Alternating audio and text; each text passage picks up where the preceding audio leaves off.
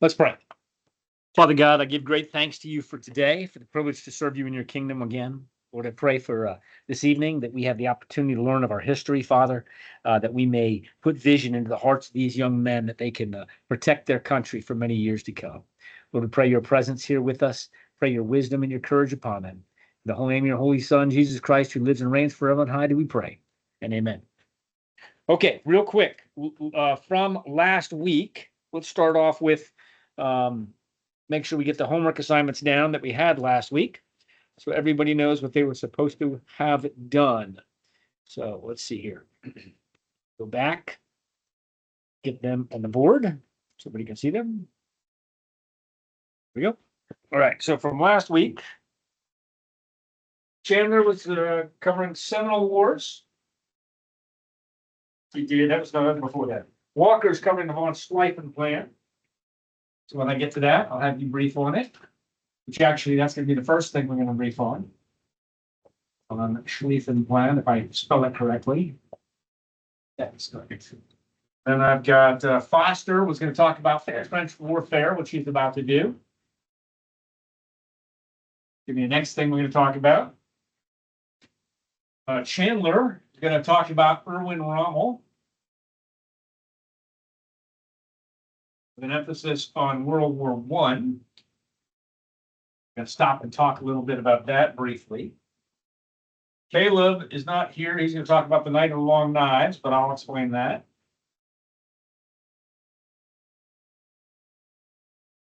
Right?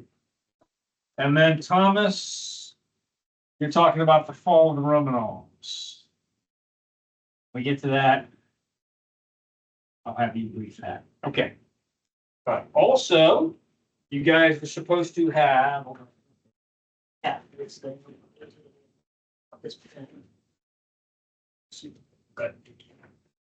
Also, let's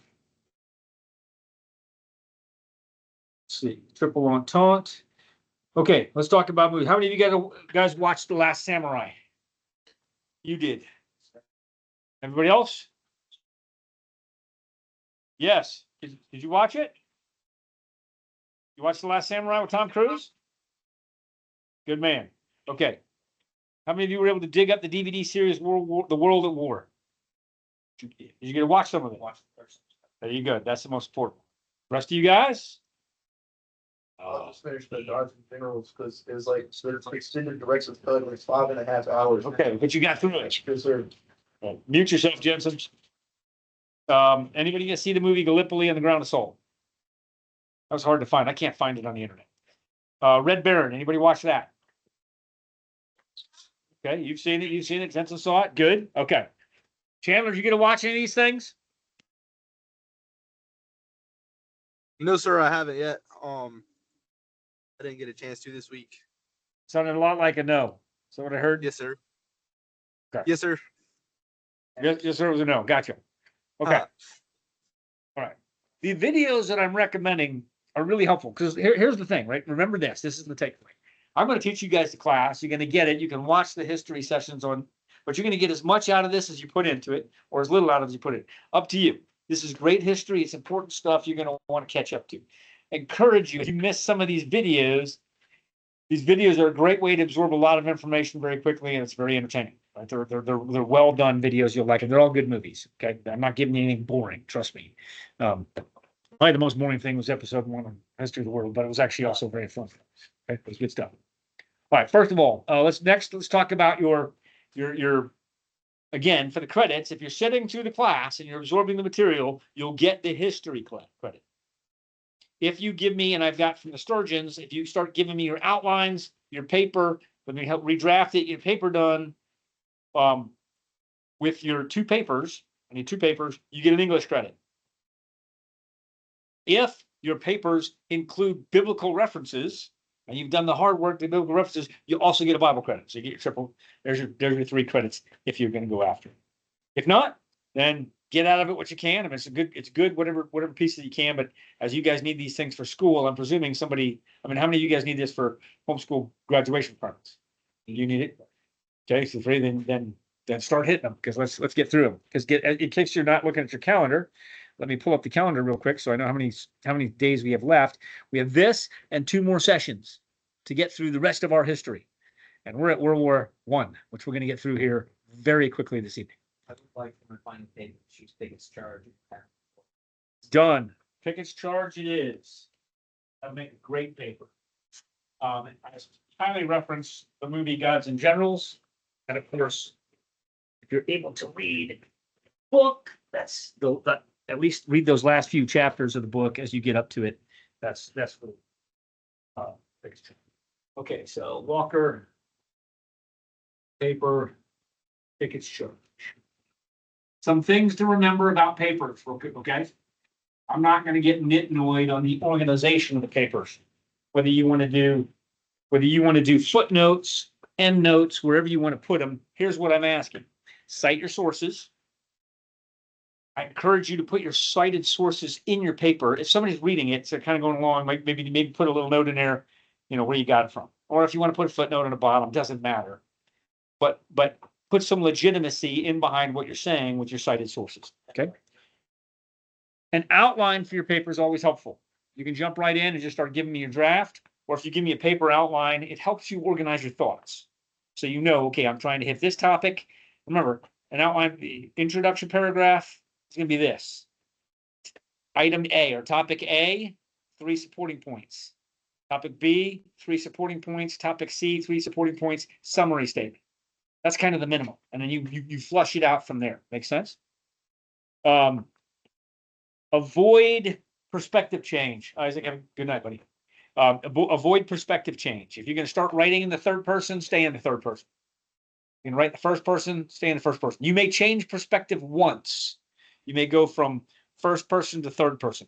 Generally, I would not write in the first person. First person means I'm writing I this and I that, and I think. Take the following things need to come out of your papers. I think, I believe, and I feel. Get rid of those words from your vocabulary in a professional sense. They're fantastic in counseling and in relationships, okay? And but not in a professional sense. In a professional sense, you want to say things the research suggests, or these historical sources suggest this. Don't put those words. Those are all opinion words. Okay. Also, avoid writing contractions. So don't write can't, don't, won't. Write cannot, will not, would not, whatever. Right? Just spell them out. It has more of a professional sound than a contraction. Right? And then don't end words in prepositions. End words with the word of. Right? Or one does. Okay. Of is the most common. That's what I'm thinking of. I'm thinking of doing this. Okay. With that, all right, let's jump into our stuff for tonight. Last week, we ended up going through the Spanish-American War, and we started getting into World War I, right? We did the European history. We talked about briefly the history of France, very briefly, history of France, history of England in between. We talked the Sixth Man of Europe. We talked about Austro-Hungarian Empire, and we talked about the Russian czars, correct? Very briefly. Okay. Then we started to get into the war. The World War I, which was not at the time called World War I, was the war to end. It's called the Great War, the war to end all wars. We talked about the assassination of the Archduke Ferdinand and the entangling alliances. We talked about the Triple Entente and the Central Powers, and then we got into how the war began. Where did the actual fighting begin? We talked about the von Schlieffen plan, right? And at this point, I'm going to let go ahead, Chandler. Thought I heard Chandler. Never mind. Okay. Von Schlieffen plan. All right, Walker, tell us about the von Schlieffen plan, what your research suggests. The von Schlieffen plan was Germany's tactic to defeat the French at the beginning of World War I. The Germans were surrounded on both sides by France and Russia. The heavily fortified border between France and Germany meant that while they would be fighting the French, Russia would have mobilized its troops and begun an attack surrounding Germany. To defeat the French before Russia mobilized, Count Alfred von Schlieffen proposed that they conquer Belgium quickly, as their border to France was not as heavily, as their border to France. I lost my spot.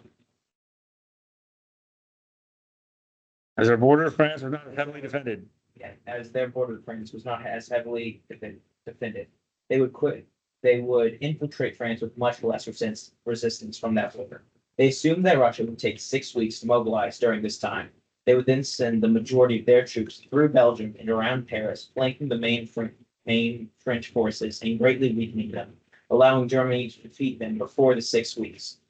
Schlieffen's successor, Helmut, decided poorly to move a considerable force of men from the right, who were the main attacking force, to the left, fearing the counterattack of the French.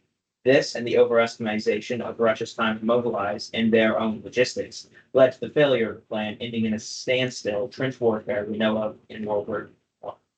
This tactic of invading a neutral country to outflank the enemy was only used 3 more times when Germany invaded Belgium to France. Only used 3 more times, is that what they said? No, it was only used 3 more times during the next war. I just get it hilarious that it was only used Yeah. 3 more times in the next war. And yes, the short answer is that won't be the last time Germany invades France through Belgium. Germany invaded Belgium to get to France in too, and the Soviets forced their troops through the Baltic states. And finally, Italy took Albania to get to Greece. What's particularly interesting about this particular von Schlieffen plan? So here's what happens. Germany, see if you see my little cursor on the map, they come out of here, they attack through Belgium here, through a neutral country, which is in my own brain kind of, mind-boggling. Because this front is well too fortified here. We're not going to attack the French along our actual border. We're going to invade a neutral country to get in behind the weak side of their army. They're not prepared for us to envelop in this direction. So then they include Belgium, who didn't do anything. They're not even involved in this war. They have nothing to do with it. They don't have any allies, except they're allied with England, right? So as soon as they invade Belgium to get to France, they now bring England into the war. Like, you can't invade Belgium. Which, if you look at the map, they're even more fleets now. Yeah, now they got Great Britain over here as well, right? So that happens. What's actually ironic about this is in World War II, they're going to start off the attack the same way. They're going to go through Belgium. And then at the end of the war, when they're pushing back through France, they're like, well, the Germans can't get us anymore. We've got them contained. They attack back through Belgium again to get in behind them in the Battle of the Bulge. It's like 3 times they do the same maneuver. And you would think, one might think, I don't know, just surmise that, you know what, maybe they'll attack us through, wait for it, yeah, through Belgium. Just a thought. I don't, what do I know about these things? Okay, all right. So let me get back into this so you can see my face. I put that out there. That was the von Schlieffen plan. So that's important to remember. Let's go into the battles themselves. The opening battle of significance is the Battle of the Marne. Now, let me go back. Just remember where the Civil War ended, right? Or the war between the states ended. You have these trenches are being dug. That was the last large-scale war that we're seeing. Actually, after this, you get Napoleon. But Napoleon's battles, they're actually not digging in, which is really interesting. They're not building trenches. They should have learned, or not Napoleon, I'm sorry, Napoleon was before that. I take that back.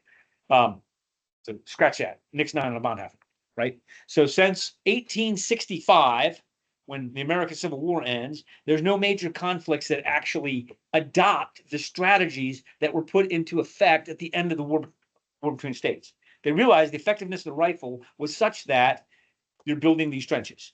So there's going to be this trench warfare that's coming, but nobody anticipated the effectiveness when you add machine guns, which we talked about last time, and when we add artillery. Let me give you a sense of what's about to happen here.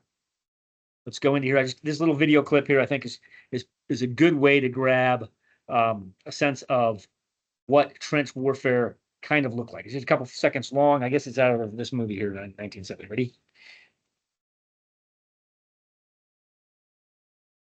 Let me turn it on.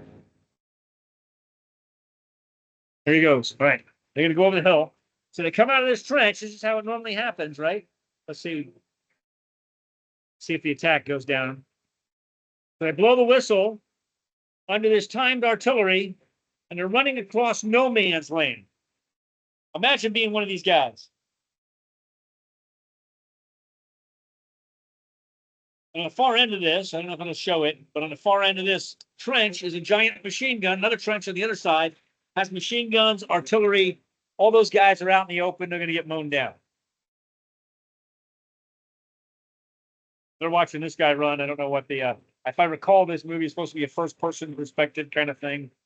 But it'll at least give you a sense of the scope of what a World War I battle might have looked like coming across the open terrain there between two trenches.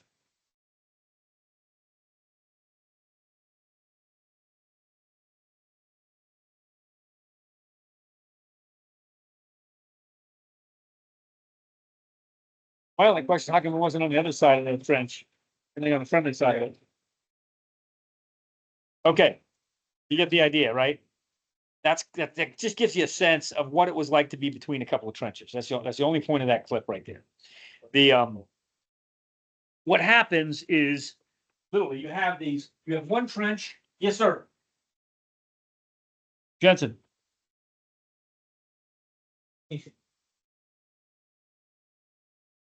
Jensen, when you speak, you got to give me a second. You got to give me some second to respond. What's up, buddy? Got cut off. Oh, you're back on? Oh, you need to get back in? Yeah, I'm gonna join back in. Okay. Hang on, let me stop sharing for a second so I can get you back in. You're in queue to join. I don't see you in queue. Are you coming back into queue? Oh,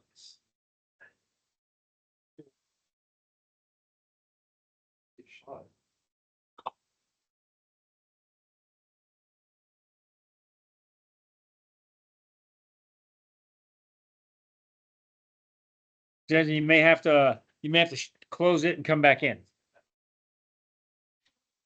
Well, close the web browser and follow the link again in your thing. If not, let's see if I can do a quick invite to get you in here.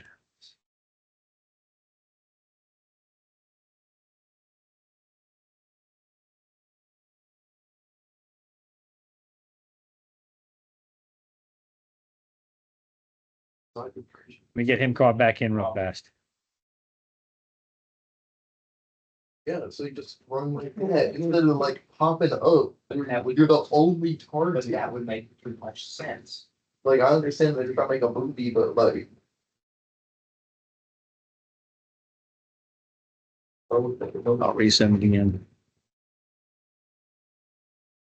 Who told you that's? Oh, so confusing. Guys, we want to see. So I'll get that like a monitor from the section computer, and like. Why that they? I say this. I can talk about what I'm trying to give them.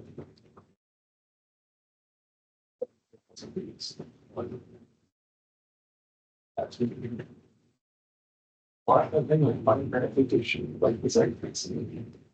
There you go. Okay, that should get him back in. Let's go into my Teams meeting again. Get out of this. Call him back, make sure I get him on the line.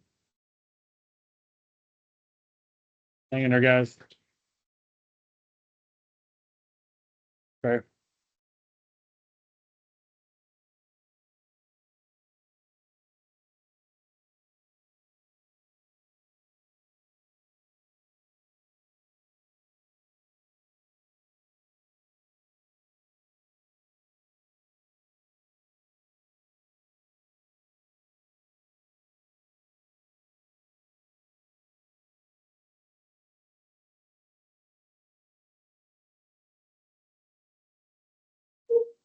I'm sorry, the person you were trying to reach has a voicemail box that has not been set up yet. Please try your call again later. Goodbye. Got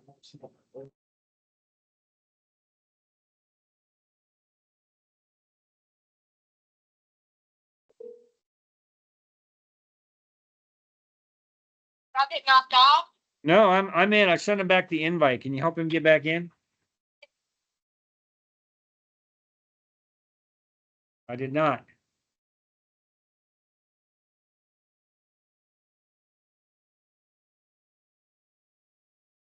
Oh, is there something that like, is something the yard blow up? I wonder if lightning struck the house. We have to find out about that. Okay. Walk outside and look and see if the solar panels got struck. Okay, see if Jensen can log back in.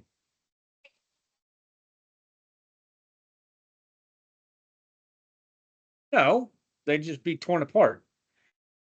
But if not, I'll look later, but they shouldn't be on fire. They could be, I suppose.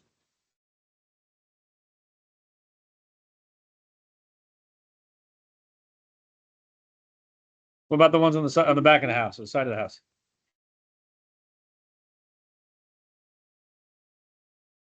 Okay, we'll check it later. All right, if you can help. Okay, if you can help Jensen get logged in, we're continuing the class. Okay. Thank you so much. Since call him on this phone so I can open the line so he can talk. All right.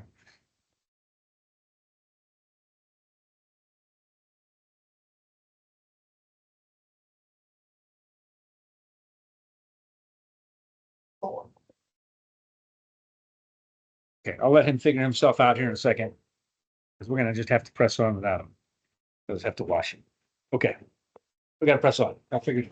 Okay, so trench warfare. Let's go ahead and understand how trench warfare works, right? So they're basically somebody's digging a massive trench. Let me get him in. He can. All right, good. Admit. Oh, perfect. He's in. All right. He's in. Jensen, and I'll call it. You can call me on your phone if you need to talk, Jensen. All right, trench warfare. Trench here. Massive trenches. That one's done for. I'll set one in the trash. Put that in the trash. Trench warfare. You got a massive trench, right? You've seen these things. They're 8 feet tall. They're complex trenches. Trench might go like this. It might run this way. It's all these massive trench lines, and they go for miles, many miles in some cases, right? And armies are strung out along these things. Broadly speaking, there's a trench line on this side, there's a trench line on this side, and what they try to do is they try to time the artillery, because in those days, right, you don't have radios to coordinate this, so they're trying to do this in advance. We're going to have artillery is going to start hitting the target from 0800 to 0900. We're going to bombard it for a straight hour. That's going to stop right at 0900. So they know that. So these guys have to run out of their trench right at 5 minutes before, run across the what's called no man's land, and be there in time right as the bombardment ends. That's the idea. And if they're super smart about it, they can try to do a rolling barrage where actually it starts here at 0800 and it just kind of creeps forward, and they're supposed to walk behind it. It just never worked well. They couldn't ever get it to work quite right. Either went too fast or too slow, and just stop. And then again, the artillery, we talked about last time how the artillery wasn't very effective. It just wasn't. Unless the only place that it was effective is if you were in the middle of no man's land. And so, ironically, these two armies the entire army would get out of the trench, charge across the field, get mown down by machine guns, come running back, and hide in their hole. And then the other side would get up and do the same thing. Say, okay, well, they lost a bunch of guys. They must be weak. Let's go. And they would just get slaughtered. Remember when we talked about the casualty figures for the war between the states? Anybody remember what the total casualty figures were for the entire war? 500,000. 500,000. That's a lot of guys for an entire war. 500,000, the whole war. In the Battle of the Marne alone, the casualty figures were 600,000. One battle. Think about the scope and scale of this now. And France, by the way, is a smaller country than the United States. And so is Germany. Significant. At that time, maybe it was about the same size, I guess, because we weren't a full country yet. We didn't have everybody yet. Okay, so let's look at some things. The invasion begins. So this warfare lines up with these two across. Oh, gotta get that map back up. And basically, the war stalls here. Map of Europe World War I. This one here. Am I sharing? Hold on, make sure I'm in share mode. Share my entire screen. Thank you. Okay. All right. So they do this attack here, and the war stalls, and the war is going to be spent pretty much along this front. Same thing is going to happen in Germany and Russia, right? There's going to be trench warfare over here, and you're going to have this Germany, amazingly, is fighting this massive war on two fronts, Russia and France. There's going to go into the Gallipoli campaign. The British, with the help of the Australians, are going to launch a campaign down here in Gallipoli, down here in the Turkish Empire, trying to take back terrain over there. It's a disaster. So that doesn't work out well for him either. Get him on the phone. You in, Jensen? Perfect. Okay. All right. So that happens as well. here's what happens as this thing goes on. The reality of trench warfare is there's a human cost, an enormous human cost. Let's keep going. Total casualties for the attack over here in Gallipoli are 300,000. You guys listen to the numbers of these, and 250,000 Turks. So 550,000 in this one campaign. That's how many was lost in 5 years of war in our war between the states. These numbers are enormous. In May 1915, a German U-boat sinks a ship called the HMS Lusitania. Let's see if I can pull up a picture of it. HMS Lusitania.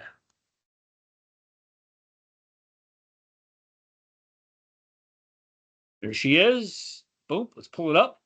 Okay. This thing was sunk because it was believed to be carrying, it was a luxury liner, believed to be carrying weapons. Now, there's a lot of debate over this point because it was sunk by a single torpedo.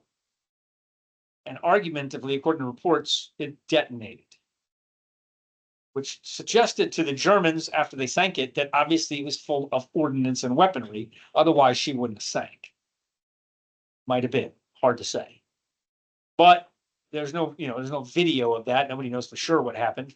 So the English people, of course, the Americans got very upset about this, and then the Americans are going to join the war when they sink the thing. There's a big question over the cargo. Battle of the Somme. Actually, that's the English are going to get upset with this. This mostly outraged England. England had a lot of volunteers. America's having a discussion still. We're still talking about it. We're not involved yet. We don't necessarily remember the final words of George Washington. What were the final words of George Washington? Amongst other things, don't get involved in foreign wars. Great final words for a president. Final words we're about to violate, right? We're going to get we're going to get stuck in a third-party war when we join the Great War. Battle of the Somme. Here's another massive 141-day battle, which is a British counterattack on Germany to relieve pressure on France. Over 1 million casualties. One battle. 1 million casualties. Twice the total numbers of casualties again of our last war. These are enormous, staggering numbers as you're thinking about it. That's all I want you to do is capture the staggering. In the Battle of the Somme, we have the first introduction of the weapon that's going to is designed to break the deadlock of trench warfare. Anybody want to venture a guess what that piece of equipment happens to be? The tank. Let me give you a picture of the Renault tank, which is the first tank that's used in that particular that particular battle. Renault tank. There's the Renault's one of them, but it's going to look similar to this. There's a German version of it. There becomes an English version of a tank that looks very similar to this, right? This is the Renault tank. Little tiny thing, right? The driver sits up here. There's a machine gun on top or a small gun, and the driver's side. This thing is fairly pathetic as far as modern tanks go, but it's immune to machine gun fire, which is all it needs to be immune to, and artillery fire. That's all you need to be immune to. And it starts tearing across the battlefield, and now all of a sudden the infantry can stack in behind this thing and they can break the deadlocks. That strategy begins to occur. Once they realize that these tanks can start doing this, later on they're actually going to build another device called the tank destroyer, which there's a big argument. If you're going to get technical, since this is American military history class, technically, most of the modern tanks aren't actually tanks. Most modern tanks are actually tank destroyers. Because what's a tank destroyer designed to do? Destroy tanks, right? So what does the Abrams have? Has a giant 120 millimeter gun that shoots off sabot rounds designed to destroy tanks. It's a tank destroyer, right? It just so happens to also be a good tank, because a tank, by definition, is really an infantry support vehicle. When we're getting into technical and tactical definitions, that's important to know. So there's your first tanks you're going to see in a war. Later on, we're going to get into some other tanks. I'll show you some other pictures of them, but that's important as well. Battle of Verdun. February, December 1916. These battles keep going. 700,000 casualties. ineffective artillery bombardments in the Battle of Verdun. They were bombarding. They got to the point where they were bombarding, if I remember correctly, in Verdun for 2 straight weeks of bombardment. You know how many casualties it inflicted? Something on the order of like 2%. It was a really minuscule amount of casualties. You guys know this because you've done tactics a lot. How many people do you kill when you're laying down suppressive fire? Practically nothing. Practically nobody. So then why do you do it? Someone else can move. So you can maneuver. They hadn't figured this out yet. You would think somebody would have figured this out much earlier than the Battle of Verdun. Hey, this whole thing isn't working. We've got to rethink how we're doing it. We shot at these guys for 3 weeks straight for the past 2 years. Let's do it again. Let's do it again, because obviously that's going to work. That's exactly the mentality that's happening here. And it sounds silly, but it's true, right? This is what happens. Now, there is at least one general that's understanding this differently. His name, so we did this. Oh, Foster, you're on trench warfare. Tell us about it.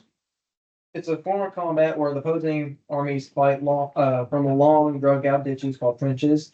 It's especially known in World War I, where it stretched across much of the Western Front. Structures were organized in zigzag patterns to minimize damage from direct hits. Right. So let me just point that one out, what you just said, right? A zigzag pattern. So as the trenches go like this instead of straight lines, macroscopically they're straight lines, but they're more like this. If an artillery round was actually to get in the trench, which every now and then that happened, and it fired around, fired shrapnel down one of the ender, it would only go to here. If it's a linear trench and it hits, that shrapnel will go till it hits something. But if you every 20 feet turns, that makes it pretty simple. That defeats that. But go ahead, keep going. The conditions life in the trenches were harsh. Soldiers faced mud, rats, lice, disease. Rats, lice, and disease. Danger from artillery and gunfire. Weapons were machine guns, rifles, poison gas, artillery, and eventually the tanks were used. Yep. Trench warfare often led to long periods of stalemate where neither side could gain much ground due to strong defenses. There's inside these trenches, they even have these little bunkers built, like there's little, they have these little dugout bunkers, offices, and barracks and places to sleep. And all things are in these trenches. But yeah, they're a mess. Imagine when you're in a trench when it rains. Water's coming down my feet. It's happening. It's like living in a foxhole for years. That's where they're going to live during the course of this war. They're in more or less the same trenches, going back and forth. Trench in there. Well, there you go. And then you're going to be washed out of your trench. Good time to attack. It's during rain, right? All right. Let me keep going. That cover it, Foster? You good? There's one man who kind of understands what happens here. And I'm going to have Chandler tell us a little about Erwin Rommel. Chandler, talk to us.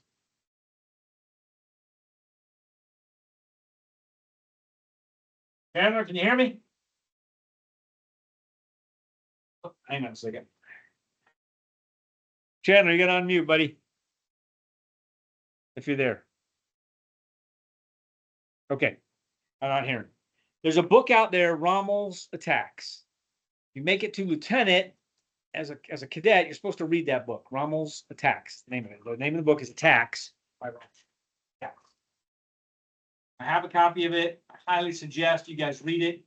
This is the beginning of, and we're going to digress for a minute away from the history to away from the history. We're digressing from the history, and we're going to get into the maneuver and tactics and what happens. This is part of the history, but the maneuver is coming into effect, right? So Erwin Rommel realizes early on that these trench assaults aren't going to work. Now, he's not involved in as many of these massive trench assaults. He's more in the mountain fighting, but part of it is the way the trenches are. They're not all just trenches. You have a big trench over here. It's actually this right? Over here, and you got this over here. And then you have these little fortifications here in the middle that are kind of like little outposts in between. And these might have machine guns in them. So they got a little bit more complex, not entirely linear, mostly linear, right? And so these guys will be out front in no man's land. If the enemy's coming, they'll give a few bursts and then they'll run backwards. Well, how do you get past these things? Rommel began to realize that what you could do is you could maneuver on these things. You can drop a machine gun here. You can fire on this position and then flank it from here, or vice versa, right? So you can do flank, attack. And he began to realize that under suppression, well, I couldn't use artillery. Getting artillery to suppress was very difficult. He could use suppression with either machine guns, they could pick up and move, or even just rifles and carbines, or submachine guns, or any combination of those weapons, and be able to suppress a target. He's adapting these tactics are being developed during World War I. This concept of suppress, maneuver is going to be exploited at a significant level in World War II. It's the same tactics we use today. If you're going to do it correctly, and as you see this thing develop and evolve, if you'll excuse the word, if I'm attacking a target, right? Now I'm looking at the dirt, right? My target's here, right? First thing I'm going to do is if I'm way back here, this is me, right? Me and my team, we're way back here. We got to get across this terrain. First thing we're going to do is going to throw some heavy ordnance at it. So we might hit them with 2,000-pound bombs coming out of aircraft. 2,000-pounders make huge explosions. It's got a safety ring of about 2 kilometers, about 2,000 meters out.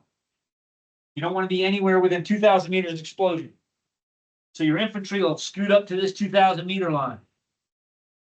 And then when you get to 2,000 meters, you can cross that line, you got to use smaller bombs. You drop to 500-pounder bombs, which brings your explosive, I think it's the 1,500 meters or something. So you can get to 500 meters closer. And usually you're not even on the ground yet, right? You're usually in a truck. You're somehow motorized. When you get up to 1,500 meters, once you're up to that range, you're going to drop down to artillery. Artillery has maybe a 600-meter min safe. Then you drop to within 600 meters. Then you drop to mortars, 81-millimeter mortars. I think they're like 400 meters. And 60-millimeter mortars is like 200 meters. Whatever it is, I forget the safety rings. I think it might be a little bit more than that. When you get too close for mortars, you finally shut off the mortars, and now you lay on suppression with machine guns or tanks. Right? You just keep walking in closer. You keep their heads down. And as you're coordinating this, because then they're going to develop between World War I and World War II, they're going to develop this important invention called the radio. And they can do this. They can control it. Yeah, keep firing, get closer. All right, cease fire. Boom. Or shift fire. I want to shake you off of this target, shift to another target. If you look at this at a tactical level beyond that, now we're going to zoom out from above. Here's some other things that are going to happen. Now here's your battlefield, right? Boom, boom. Here's my target I'm after. I want to hit this target. Right? I'm suppressing him. I start here. Maybe I roll a tank into position here, and I suppress him with some armor. Right? So he's suppressing him. And then I'm maneuvering. I have some element here that's going to maneuver into his flank, which might be mechanized infantry. Going this way. Right? And they're gonna maneuver him. As I do that, I then shift my artillery and I begin to simultaneously begin to suppress a target back here with artillery. Right? And I begin to pin that target while I'm still engaging this target. And I add depth to this battlefield. Think about the coordination that has to go into effect to make this happen. This is difficult, yes? Got a lot of moving parts. And by the time the infantry hit the ground, right, then somebody runs out with a machine gun, and somebody else is running and flanking from the rear, right? All this stuff is happening, right? All of this being controlled at a battlefield. Who's controlling this kind of a fight? What's the rank on his collar? Somebody at this level. Is that? Probably a captain, lieutenant, yes, lieutenants, captains. The fight is coming all the way down to the company level, to the platoon level, and the squad level. Those are the guys that are managing this fight all the way later on. This isn't here yet, but these tactics are being developed in World War I. Now, let's get back into World War I so we know what happens. But just remember, this is all happening behind the scenes. Okay. All right. Battle of Verdun, 700,000 casualties. You guys are following these massive casualties. Russia, the invasion of Russia. Why is Russia having such a problem during World War I? Anybody remember? They have a logistics problem. No food, no money, No bullets. They get 3 bullets a day. Okay. And all of a sudden, the Germans are overrunning them.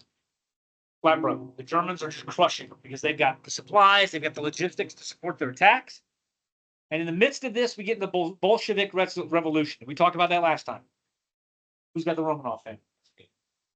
All right, Thomas, you're up. Tell us about the fall of the Romanov dynasty. So Romanovs came to power 1613, and Mikhail Romanov was elected due to political instability following the end of the Times of Troubles, the collapse of the Rurik dynasty as the next czar. By the 1890s, terrorists were already beginning to fight against the Tsar's rule. In 1905, Russia was routed by Japan, a humiliating moment for the country, and it developed discontent with the Tsar's reign. Kazakhs then violently broke up a demonstration in St. Petersburg, causing the Tsar to sign a treaty, significantly losing some of the power he had once had, including installing what would be like electives, like legislature. He promised to make some reforms. However, he failed to make any major changes, leading to more discontent. Then World War I hit, leading to massive financial and political strain. Then came Rasputin, who was heavily involved in the court. He was a highly immoral man, painting a poor picture of the czars and ruining their public image further. And by February of 1917, there was a series of strikes led by the workers, which the Tsar ordered the military to break up. However, the army mutinied and sided with the workers instead. A provisional government then took power. The Soviets, in this power vacuum, decided to try to take, and also the Bolsheviks, Soviets and Bolsheviks, I think are the same thing, Mark can tell. They began to try to take power in country on opposition of the provisional government.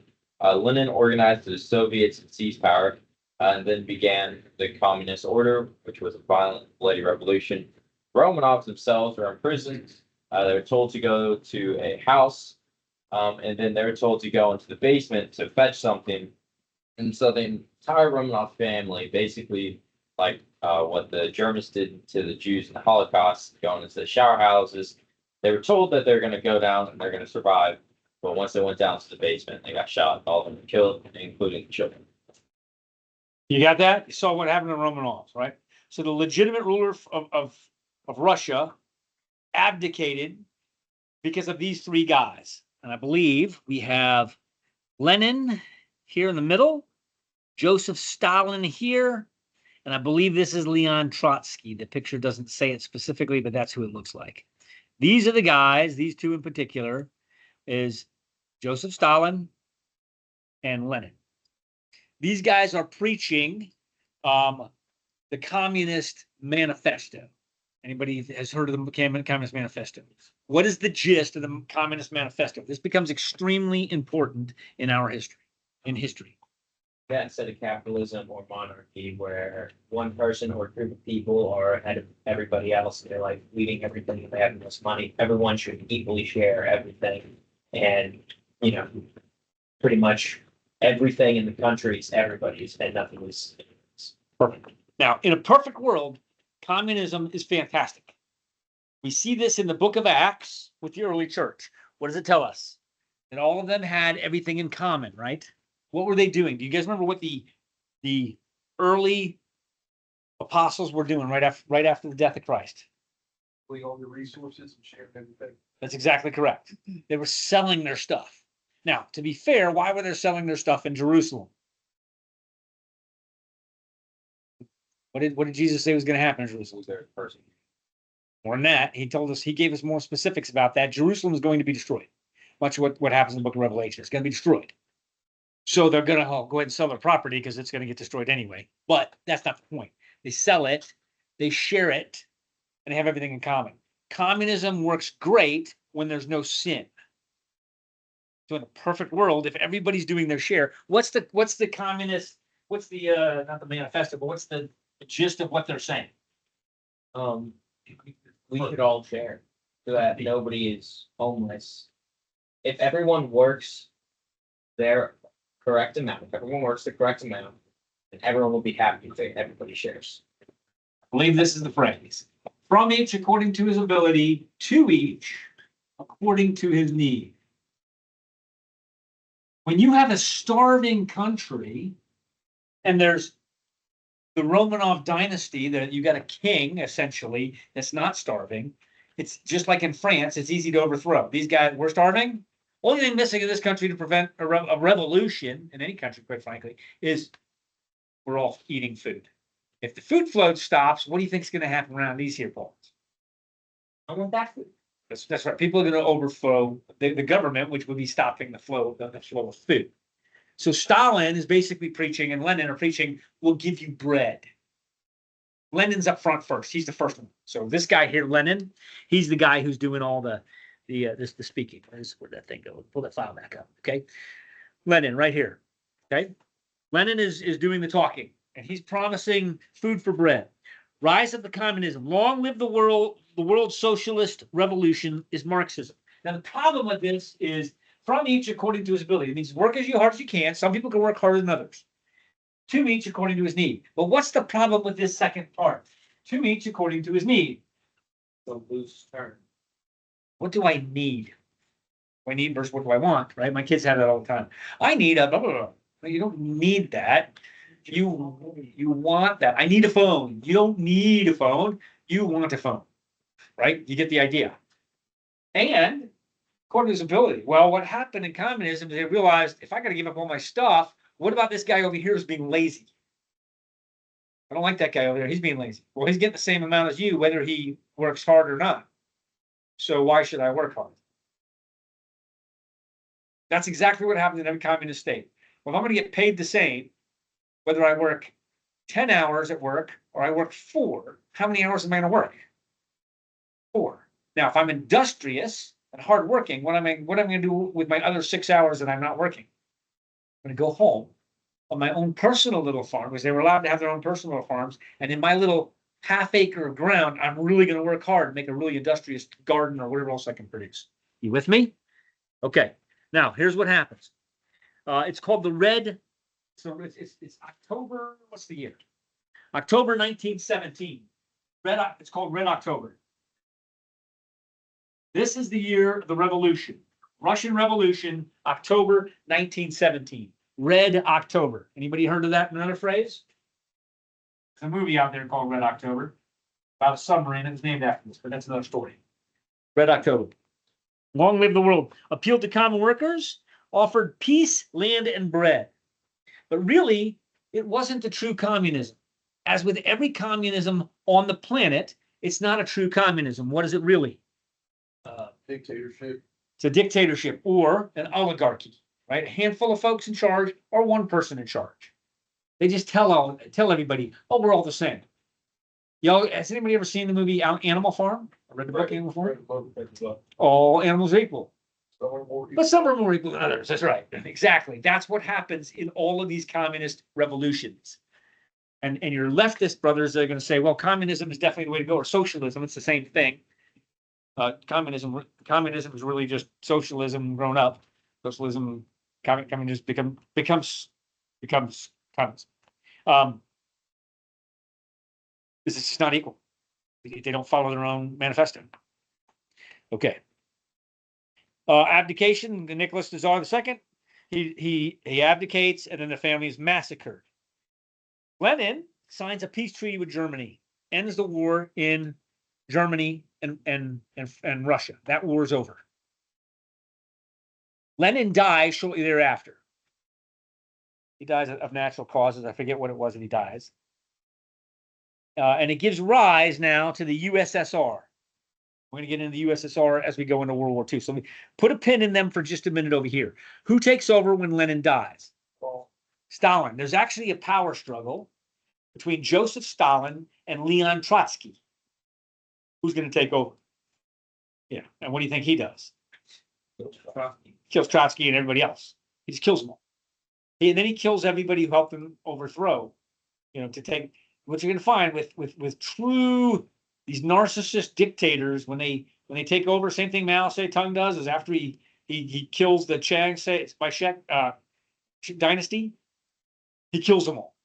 He kills his people that helped him do it as well, because those people know how to handle revolutions. So you got to kill the revolutionaries as soon as the revolution's over. You get the idea? That's happened throughout history. This isn't the first time. All right. Bolshevik Revolution. Soviet Union's out of the war. So now we're down a country in the Triple Entente. So now there's nothing really to stop Germany because they don't have to deal with Russia over here anymore. And so they're going to turn and they're going to fight France with all of their weight. And so it's not going well for the French and the English. But in 1917, the beginning of 1917, German U-boats continue to step up the tax on British shipping. And in June 1917, America enters the war. Last week we did the music for Over There, right? Over there, that happens, okay? So they enter the war. General Jack Pershing is in charge. He brings a new energy, and we begin our offensives. We started the Battle of the Argonne. Anybody know what happens in the Battle of Argonne? One of the first battles that the Marines earned distinctions. Well, actually, they had several before this in history at the Battle of Tripoli, the Argonne of Tripoli. That's where they earned the name the Devil Dogs. You got to remember, the Americans are fresh to the war. This war is 3 years old for everybody else. Americans is the first shot at the war. They're still energetic and enthusiastic about it. They attack so aggressively, they just don't stop attacking. The Germans call them Teufelhundens, hounds from hell, because they bark, right? And they don't stop attacking. They just keep coming. And so the Germans do not like the U.S. Marines. Nevertheless, these attacks go on and the war ends shortly thereafter. So the war from the time America enters to the time it ends is about 18 months. And we get into the armistice. Let me get you to the end armistice. Anybody know when Armistice Day was?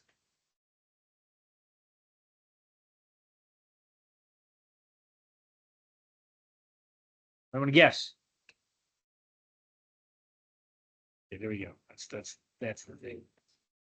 This is a rail car. It's a good picture of it. Here it is right here. There's the armistice is signed in a rail car in France. November 11th.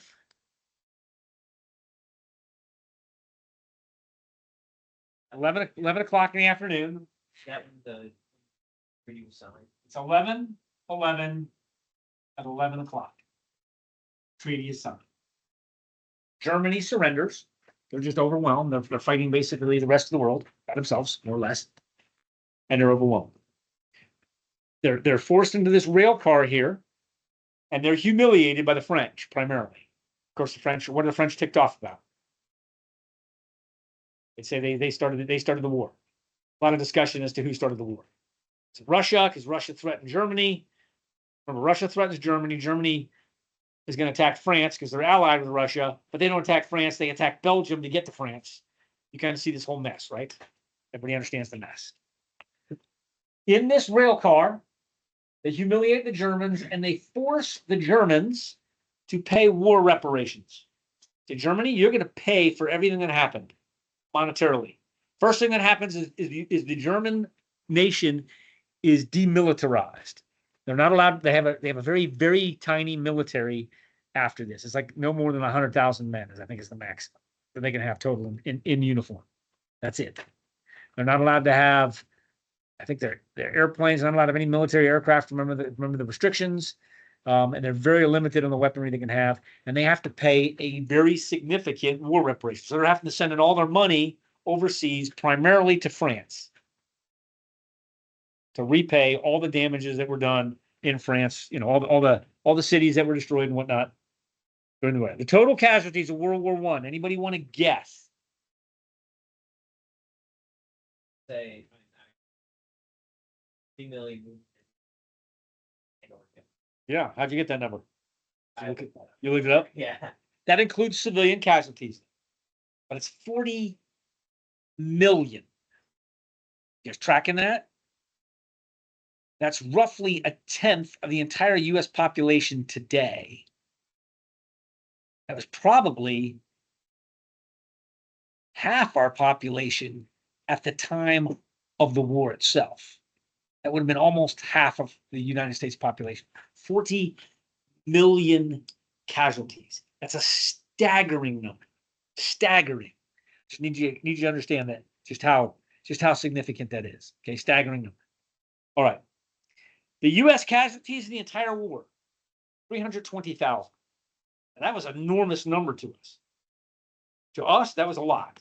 Remember, we lost in the entire war that lasted 5 years, the war between the states. So our biggest wars before that, 500,000 for 5 years of war. Year and a half of war, we lost 320,000 men. It's a lot. But compared to the 40 million, nothing. We took very little in terms of total casualties. Now, what's the significance of the end of World War I? What happens in that rail car on that day is going to do what?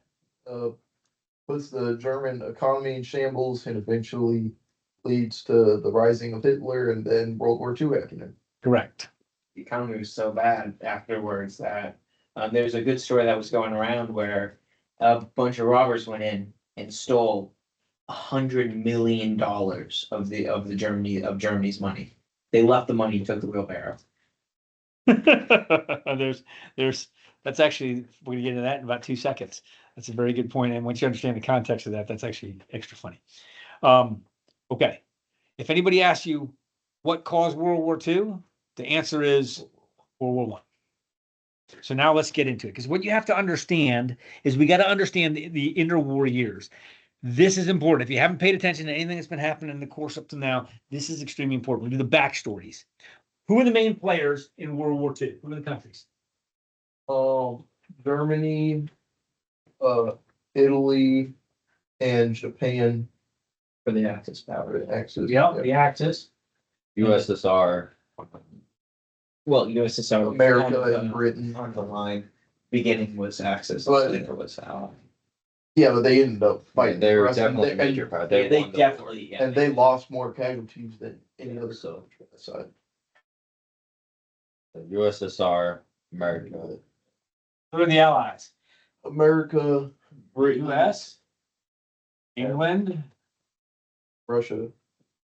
USSR. That USSR, which we'll get into, yep, Yeah. France and which France. France doesn't. they didn't last too long, France. but they did. But So I got Italy down here in small letters. Yeah. France in small letters, but nevertheless, those are the countries. Let's get the backstories, because if you understand the backstories of all of this, it begins to make sense. Let's start with the United States. After World War I, what happens in the United States? What's going on? Technical revolution, pretty much. Okay, we're in the 19th. So when does the war end? 1918, 1970, 1918, right? 1918, right? 1918. Yep, November 11th, 1918. So we're into the 1920s. What's happening in our country in the 1920s? Let's start there. Was that? Roaring 20s. Not before, we're gonna get it. 1920s, with the roaring 20s. This is important to understand because you got to understand how we ended up into the Great Depression. So let's begin with the roaring 20s. All right, what kind of things when the roaring 20s come to mind? Done here. Done with signing of armistice. Done. Keep that map. Okay, roaring 20s. Anybody know what flappers are? What are flappers? Yeah, the roaring 20s. I just want you to see some pictures, right? This is America in the 1920s. Our economy is booming. There is money flowing. There you get these girls, they're flappers. They're dressed like, let me see if I find some flappers. These are flappers. Right? This is generally the mood of the country in the 1920s. Everybody's happy, there's money, they're partying. Now, what's not seen behind the scene is the true nature of the economy. This is extremely important. We are spending ourselves into debt. Sound familiar? Here's why we're at the roaring 20s. We're at the, I'll leave that image up there so you guys can see it. We're at the roaring 20s like this because we are buying stocks in companies. People can buy stocks in companies without having the cash. If I'm going to go buy a stock in, say, Tesla today, and it's what, I don't know, $80 a share or whatever it is. What do I have to do to buy $80 a share of Tesla? online, get $8 share Tesla and get taken out of it. I pay my $80 and then I get my share of Tesla. In the 20s, they were buying on margin. what would happen is this. They'd go to the bank, they'd say, I want to buy my $80 share in Tesla. I'm going to pay $5 and I'm going to sign a loan from the bank for the other $75. Well, now I got my share in Tesla, which is great. As long as Tesla's performing great, or whatever, not, Tesla didn't exist then, but whatever company I'm investing in, as long as they're performing well, fantastic. The bank's happy, they'll get some money. I'm happy, I'll get some money, and then I'm going to go out and do it again. And a large portion of our economy is buying on margin. But then labor laws and radium. There's all kinds of things that went down. Mr. Mike? Until the banks, the economy slows down because you can only borrow so much money. And at some point you need to infuse real capital. At that point, we're still on the gold standard, which meant what was the nature of our money back in the 1920s. Print more of it. Limited amounts is backed up by gold. Right. You could not print your way out of debt. That was the point. At the time, if you were going to print something, you print a silver certificate, meaning somewhere in somebody's bank, if I took this silver certificate to the bank, they'd give me an equivalent. If I had $1 silver certificate, they'd give me a $1 silver coin. If I buy a 1 ounce silver coin today, what's printed on it? It says $1 US, because that was the original amount that was minted into coin. 1 ounce of silver was worth $1 when it was originally began. It's since been devalued. It's actually now, I have plenty of them, and they're worth like $25, or maybe close to like $30, whatever it is, whatever the silver exchange is today. But they couldn't print their way out of it. They weren't permitted to do that yet. So as soon as the banks Mr. then Mike? realized the economy was slipping, they called in these notes. So, well, we'd like you to pay back your loan. I don't have that money. It's in the stock market. Well, let me go to the stock market to get my money. Well, now that share that was worth $80 yesterday is worth $50 today. Can I pay back my loan? No, now I'm underwater. I wait another day. It's down to $45 and $40. And there's all of a sudden there's a mad scramble on the collapse of the let me get the date on it. Hang on a second. Black Friday. Mr. Mike, Yes, sir. could I do the Great Depression for my paper? Yes, that's what I thought. We thought we lost you. Oh, for your paper? You got it. Yes, sir. Chandler's got the Great Depression for his paper. Perfect. Sorry if I didn't respond. I was talking to a customer. I had, we're doing their roof. Hang on 1 second, brother. Great Depression. All right, good. That's a great paper. What caused it? Right? The Friday after Thanksgiving. Okay, hang on a second. No, not Black Friday. Sorry. Yeah, they yeah, Black Friday was the Black Thursday, maybe? You might be right. Try it out.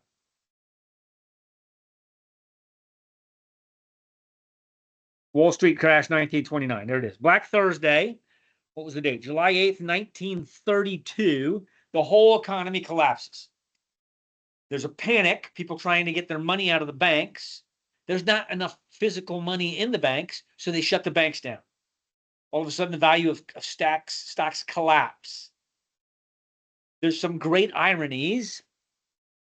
30s, Great Depression. For those. And we start into the Great Depression. All right, here's what happens, and this is the problem with the Great Depression. You can see all these pictures that are up there, right? All these people standing in soup lines and whatnot.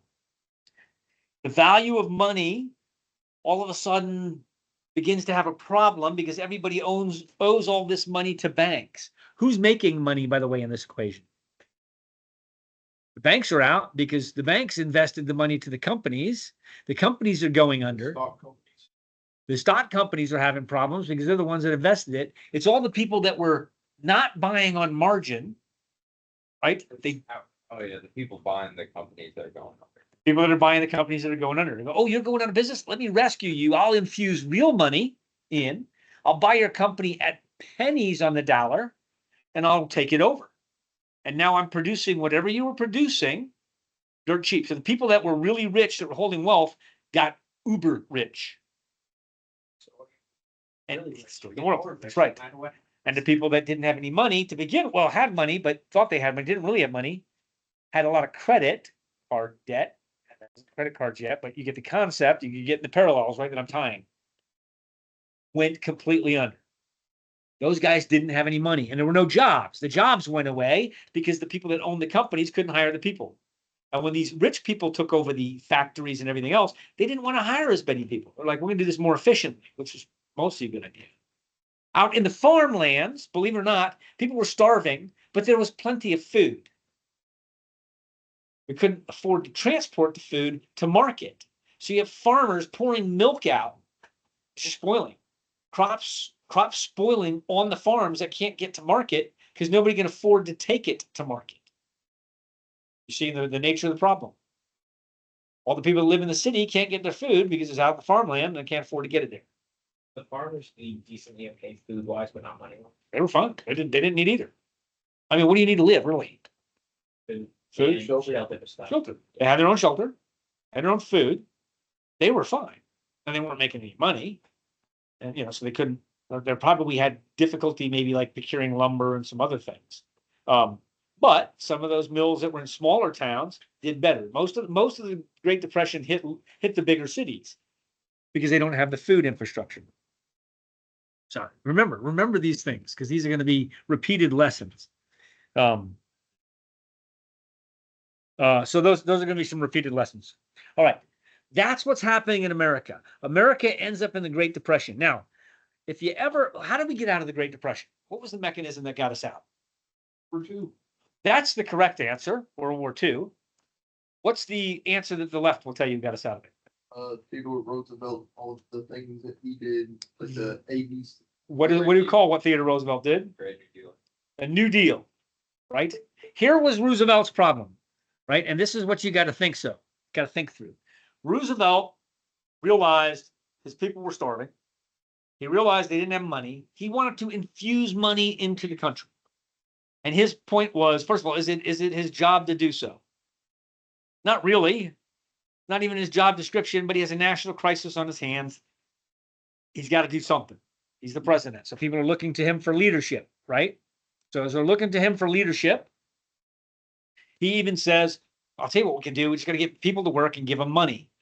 We can do things like, quite frankly, he said, and this is a good point, we could take money, put it into bottles and bury it in the ground and have them spend their day digging the bottles out of the ground. Essentially print our way out of debt, which is part of what they did. He takes him off the gold standard. We come off the gold standard during this time. Actually, we come off the gold standard, I think technically when we come off the gold standard. Somebody looked that up real fast. The US come off the gold standard.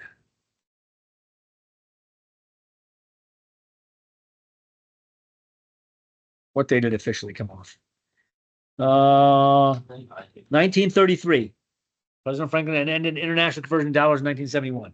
Okay, so we come off the gold standard. So all of a sudden now, our money no longer has a backing by gold. He also actually confiscates all gold in 1933.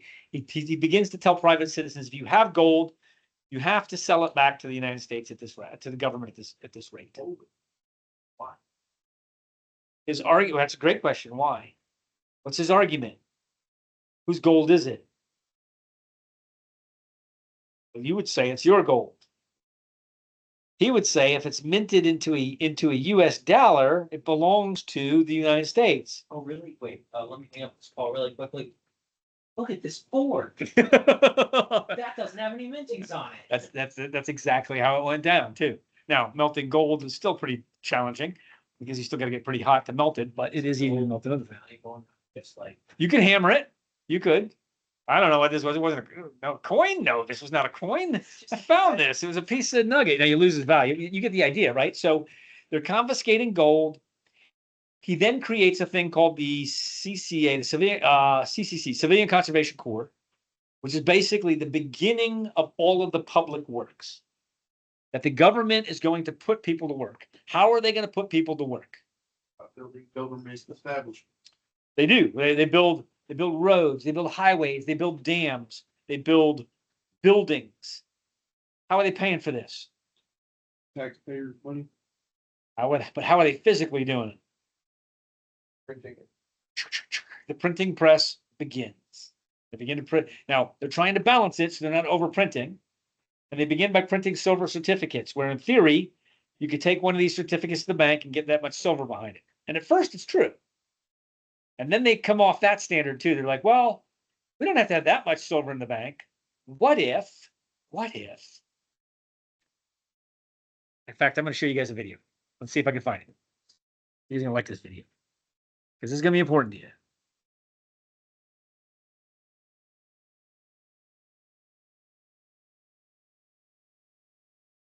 You're going to find it.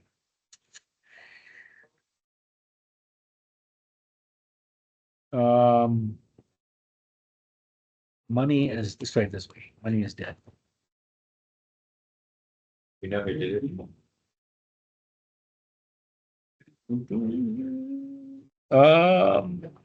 It's a fast. Hold on.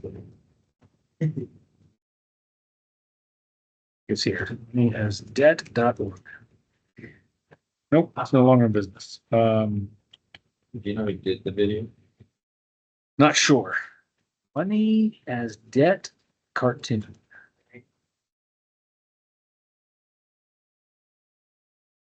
See what happens. Oh, here we go.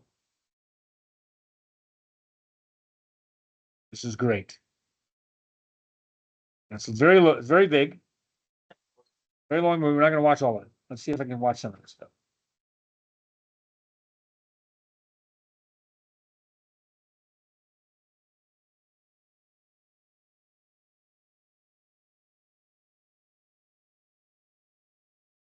I want you to go back and watch this cartoon. It's going to be very helpful for you.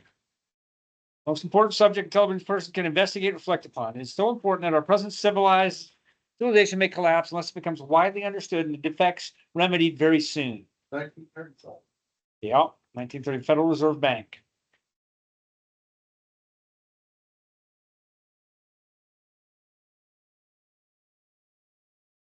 Good point.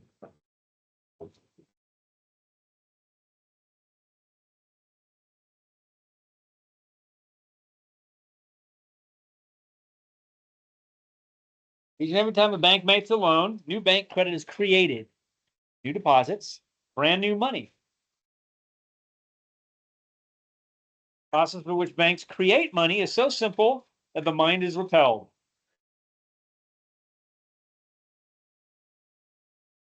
Permit me to issue and control the money of a nation, and I care not who makes its laws. Great quote. Rothschild. Money as debt.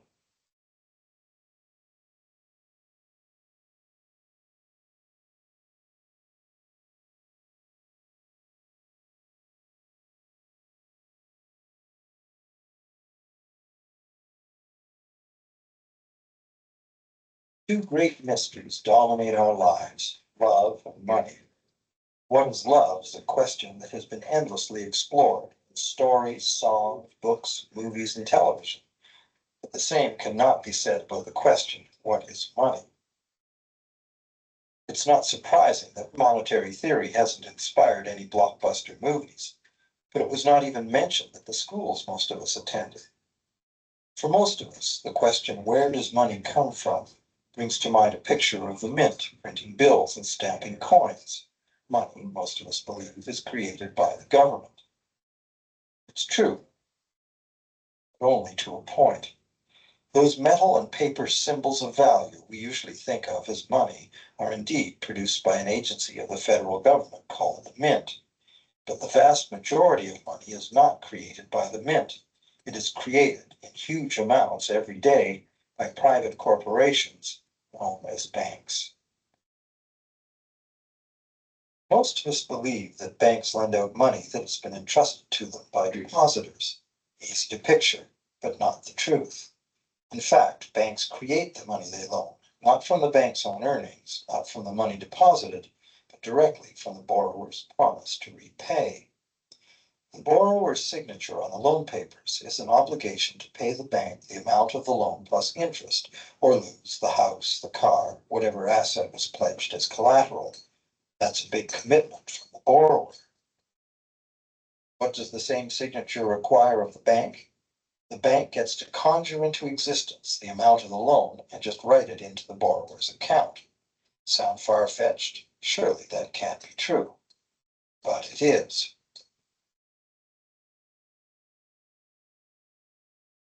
To demonstrate how this miracle of modern banking came about, consider this simple story, the goldsmith's tale.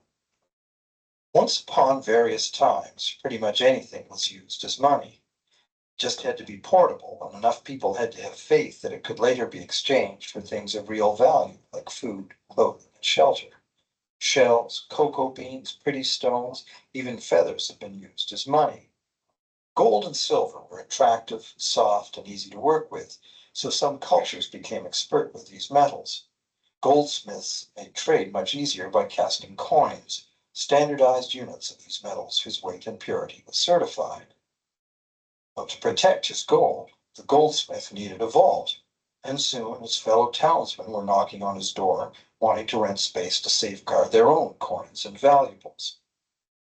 Before long, the goldsmith was renting every shelf in the vault and earning a small income from his vault rental business.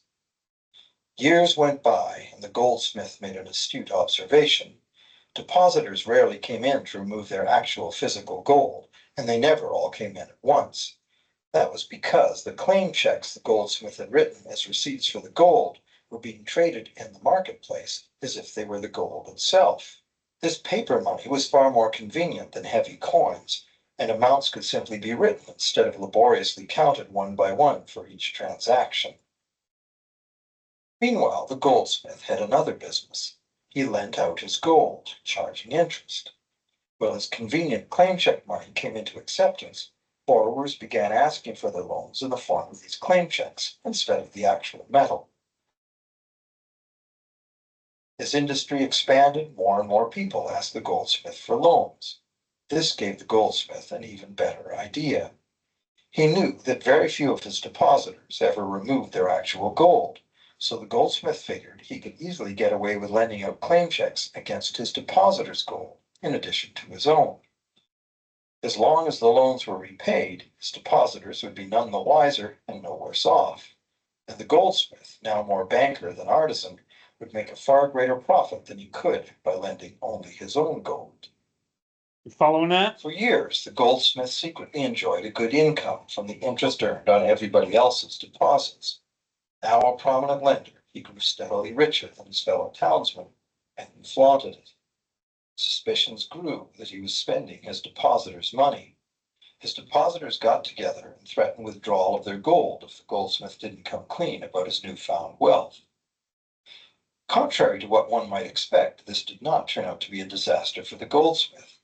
Despite the duplicity inherent in his scheme, his idea did work. The depositors had not lost anything.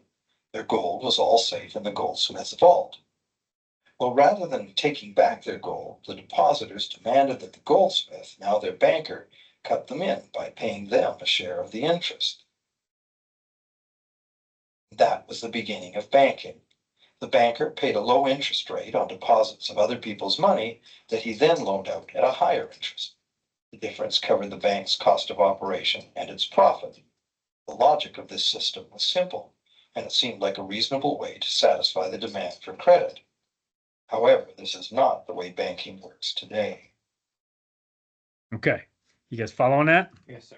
Okay. He's going to go on basically to say that what happens is as time went by, you see he's printing paper that doesn't have gold behind it. Because who's ever going to come and get all their gold? Right? If you all let's say you all gave me, I don't know, you all had a pound of gold each and you handed it to me, right? And I gave you a piece of paper you can carry around instead. What's the likelihood all four of you going to come in at the same time and ask for your gold? Very likely. So I'm going to keep one piece of gold in the bank. I'm going to go lend this other 3 gold out, earning interest on it. If one of you comes in and asks for your gold, oh, here you go, here's your gold. And they'll give it back, right? So I've got some of it available. You get the idea.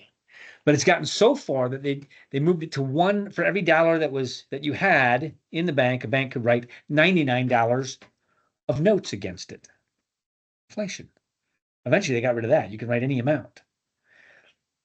That's the problem with our economy. Turn on the light. That's the problem with economies in general. Okay, understand this. So guys, go back, watch the rest of that movie later on. It's about monetary theory. I want to get back in the United States. We're in the Depression. Keep us in the Depression for a minute. They're making these public programs where they're hiring civilians to work and they're giving them money for working. This is not too bad of a system to its alternative, except they're printing to make it happen. At least he's keeping people fed. The government's giving them work. At least they're making them work for the money they're getting. Yes. So we're getting something out of it. It's not all bad. What does that become later on in life? What does that system, the CCC, convert to in modern times? The stimulus checks.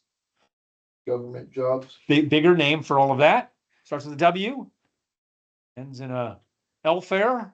Well, Welfare. It goes into welfare. What's the difference between its foundation in the Civilian Conservation Corps and welfare today? well, there's a lot less work involved.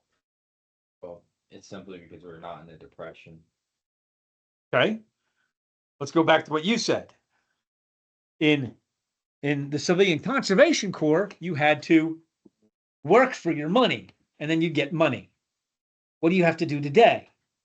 Be at a lowest amount of income, and then you just get free money from the government.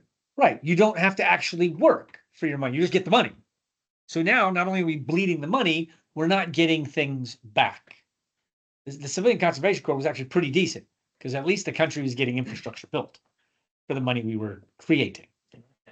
Keeping afloat enough because not as many people. I mean, we're not in a depression, so we don't need it as much. So it's not seen as much by the general population, but it's still there and it's still growing. You're catching this. This is important. You guys understand this. This is extremely important. What President Roosevelt tries to do, creating the CCC, is to get our economy rolling again with the New Deal. It kind of works. And it would have worked if it came to an end. When did we no longer need it? Back to Dean's point. World War II kicks in. What happens once World War II starts? The government needs to start building ships and tanks and stuff like that, so they don't have any use for people building bridges and dams, because right now they need ships and tanks. That's correct. And who takes over the building of ships and tanks? People who are building the dams and Those are the Private people, companies. private companies. So now private industry is back in play. If you happen to own a factory and you can crank out cars or boats, you just retool it for wartime work. And now you're being paid by the government for government contracts. You're hiring the people, and now you are a war profiteer. Now, war profiteering at some level is not bad. It can get really bad if it can be abused. We have systems today that are just abusive. And remember all those rich people that came out of the Depression that bought up all those assets really cheap, those factories really cheap. Now they're going to capitalize on that because there's a war that's going to make their factories super valuable. They're going to hire all the people even at a decent rate. They all need work. America goes back to work. America goes to war. The people that own the factories make a ton of money. We don't need the New Deal anymore. Our economy is back and rolling again. In fact, it's booming. We hit World War II, our economy takes off and soars at a level we've never seen before. Put a pin in that. Right now we're in the Depression. That's America. Okay, you got America, right? Okay. So the question is, was it a New Deal or was it a raw deal? Okay. Military drawdown. The other thing that happens in America is our military is at an all-time low after World War I. It's drawn away. I think if I remember the numbers correctly, it was somewhere below 10,000. It was really tiny number. There's a gentleman I do want to tell you about, and some of you guys have been to the Aviation Museum up here in Columbus, Ohio with me, by the name of Billy Mitchell. Anybody know what he's famous for? He's famous for two things. Billy Mitchell has two things that he accomplishes. Billy Mitchell. Billy Mitchell is the father of naval aviation. None of these guys. That's not Billy Mitchell. What? I guess a new guy called Billy Mitchell came No, out. there's a new guy named Billy Mitchell. He was a colonel. He realized that what if we used aircraft World War I aircraft were getting improved. What if we use them to attack a target? Let me see if I can first naval attack on it. See. First naval air attack. Yes.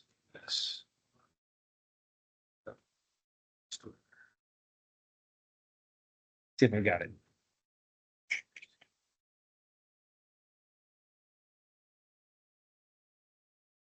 Not helpful.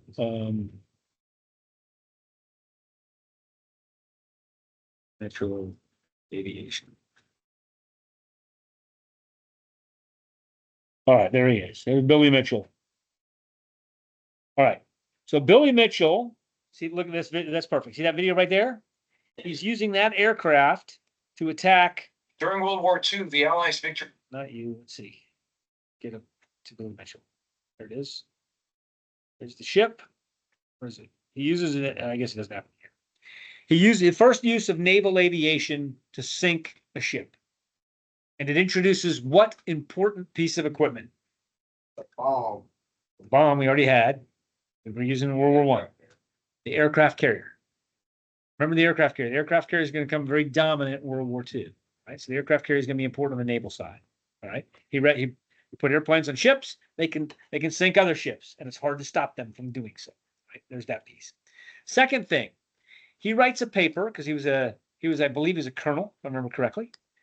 He writes a paper in 1936, where he theorizes, makes strong theory that Japan would launch a naval attack against Pearl Harbor, Hawaii. He's ostracized. He's referred to as being an idiot, more or less. He's ostracized and he's court-martialed, in fact, for publishing such a paper. And he's forced to resign his commission. Huh. What happens a few years later? That would probably be the biggest I told you so. It was a big I told you so in history, because in fact, he was precisely correct. He predicted it several years before it actually occurred. All right, leave that aside. Yeah, I heard What's that? that. I think something like that. I feel like he died before the war. I think, if I remember correctly. Oh, man. I'd have to go back and research that. I can't confirm that. Yeah. Okay, let's talk about Japan. Anybody? You all watched The Last Samurai, right?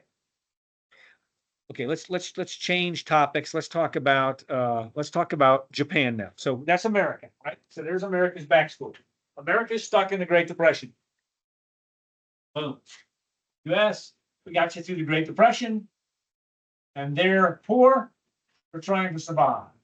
England, what's going on in England in this time? They're like the Boer War. Well, let's go back through England, right? We talked about how the English Empire, the kings kind of lost their power, Parliament took over, their colonies. What's happening to the colonies? Colonies are. Yeah, let's go English Empire at height. See if I can find a good image, so you guys can see how big the English Empire was. There it is. That's a good one. Boom. Look at this. Look at the size of this empire. Look at how vast this thing is. And by the way, at one point it was bigger because they had part of America, right? So that piece is missing. So if you had part of America, the sun never set on the English Empire. It has all of Canada. It's got a good portion of Africa, Southeast Asia. All of this is English Empire. Australia. Look at the vastness of this empire. It's massive. The English are trying to control their empire, but they're starting to slip away. They're having the Boer Wars, right? They have America declares its independence a couple hundred years before, right? So this is all happening. They're beginning to lose control of their colonies. They cannot maintain them. There's too many revolts. So they're beginning to have to kind of placate these countries and figure out, okay, how do we let these colonies become autonomous and stay within the British Empire? Like Australia becomes autonomous, but it's still part of the British Empire. Same thing for Canada. Technically, they still recognize the Queen. At this point, they kind of like this really just in as a figurehead. They're not necessarily paying taxes or anything back. But this is a gradual change that gets us through this time. So that's where England is. What's going to be important during the war is as the war progresses, particularly as the World War II goes into the Middle East, they need the help of their colonies. How are they going to garnish the help and support of their colonies? Anybody want to venture a guess? What are they going to promise them in exchange for their help? Freedom. Freedom. They're gonna release the colonies. If they help them defeat the Germans, they'll give them their independence. And that works. We're gonna take a short pause. That puts us at England. We're gonna go into France in just a second. But we're gonna stop here in England. Their colonies are slipping. Take a short break. We'll take a 5-minute break. We'll come back. If anybody needs to hit the head, get a drink, we'll stand up, walk around, do your things.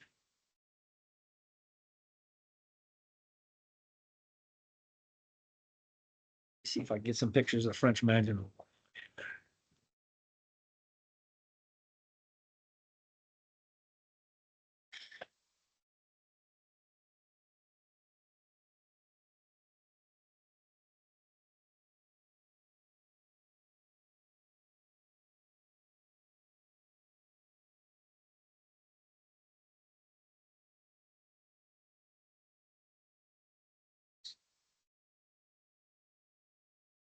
After the horrors of World War I, France was determined never to face another devastating German invasion. In the night,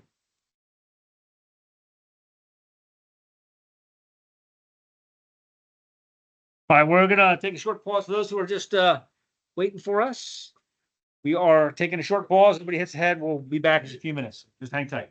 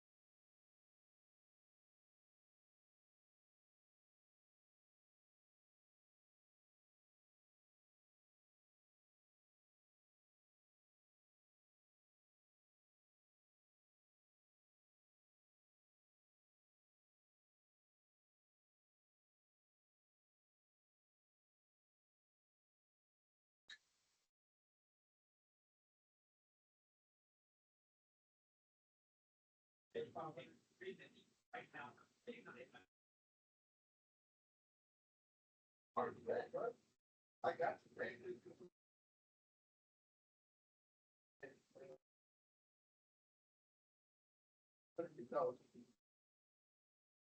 Yes, you know, pull it back and it's okay. Alright, $2,500. That's right. Or free down plans. So fun. I got figured out my computer, leave the bundles, get there. I've got a first go. What about, I have to think. What about? If I do get it. Trust me, I would be able to buy the gas. I can go see what we're doing. I got it. Yeah. I'm also planning on buying, you know, the thing, that was fun. I got one. How much?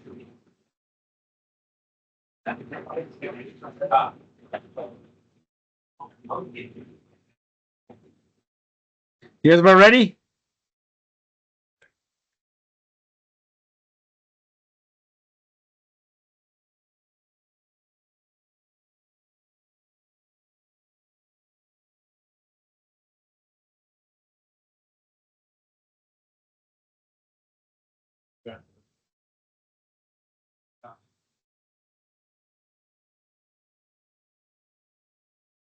Sir, you don't have anyone, oh, wait, no. Never mind. Don't ever be what? Oh, no, my mom talked to you about it last week. Well, then you gave us the answer. Well, actually, if you guys want some summer work, I'm looking for guys to work on the farm. So if you want some hours, When would that be? like whenever you want to come, What kind of work did you? all kinds of stuff. It's going to be burying some pipes. Oh, well, like down pipelines? Well, some of that is, but you guys, you getting tea or what do you get? Yes, I'm waiting for it. Coffee. Okay. But yeah, if anybody wants to pick up some hours at the farm, Captain Stone is leading some of the work out there. So he's been on vacation. There's things that need to get painted, built, fences to repair. Definitely down for that. So it's within like the night, would it be within like next week, 2 weeks? Anytime you want it. We got a Like long, starting now? yeah, we got a long laundry list of things that need to get done. Volunteer hours or work hours? So work hours. Okay, Yeah, we pay $20 an hour. yeah, definitely. You're in? As long as you do the work, you got I it. can get the, yeah. You got it. We'll get you here and there. But if you guys want some hours, plenty of work to be done at the farm. Can't do it Saturday. Just fine. Yeah. Saturday, we are busy.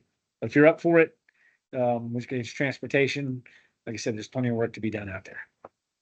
One thing I just, yep, Especially with building stuff I can do. got tools out there, got We're things gotta working get. for 7 years, all of this handiwork. There you go. We'll keep you busy. You do any windows? Did you install windows? For real? Yeah, me and my dad do. Yeah. And glass. Like we don't like The only problem is you'll have to pay for stitches, so. Well, yeah. Yeah, that's All right, we'll come back to that in a minute. Let's get back into this. But yes, there's plenty of work, guys. Okay. All right. So Chandler, you back? Jensen, are you back? Jensen? Chandler? Hang on, I'm gonna call him.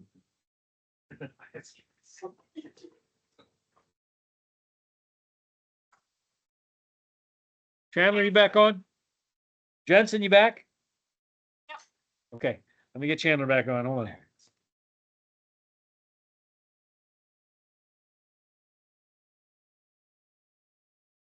Get started back up again.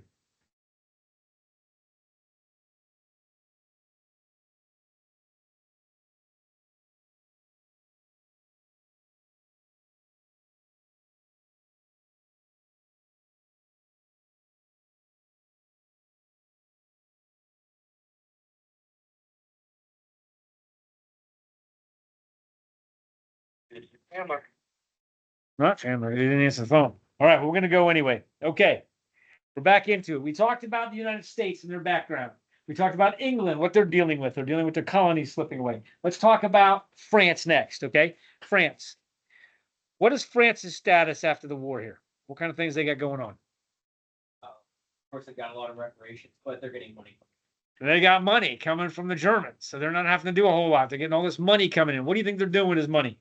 I'll tell you one thing they're doing with his money. How did the last war go?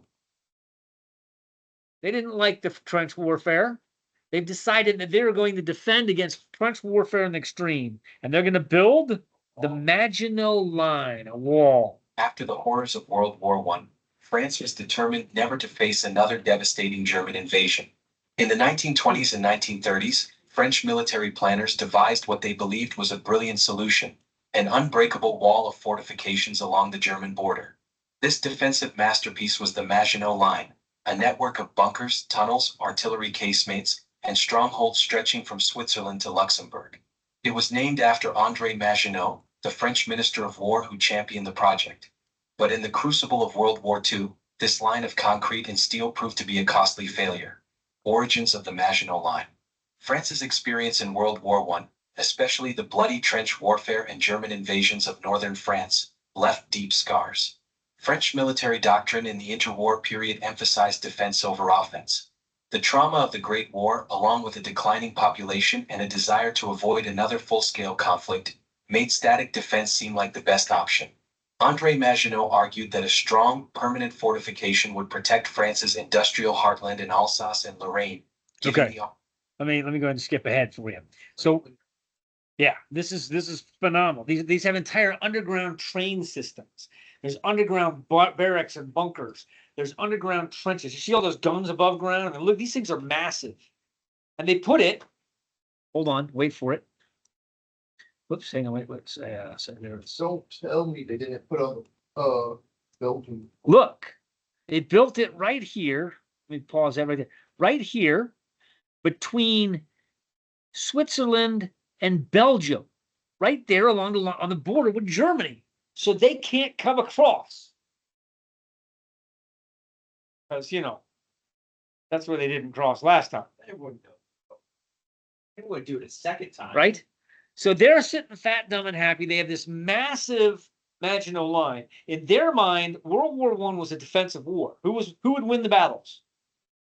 Whoever the defenders were. They're sitting in the trenches. The other guys coming across the no man's land are losing. Quite frankly, if you were going to fight World War I the way it should have been fought, should just let them come and then just sit there and wait for them to come back. Kill them all. And then when they come back, kill them all some more. And just let it be. That would have been one way to win it, but they didn't do that. Anyway, and by the way, that's not right. Wait a minute. So there's no emphasis in French doctrine, military doctrine, on offense. All of the emphasis is on the defense. You with me? And they built the Maginot Line. Okay, so let's leave France there for a minute. Let's go into our next player.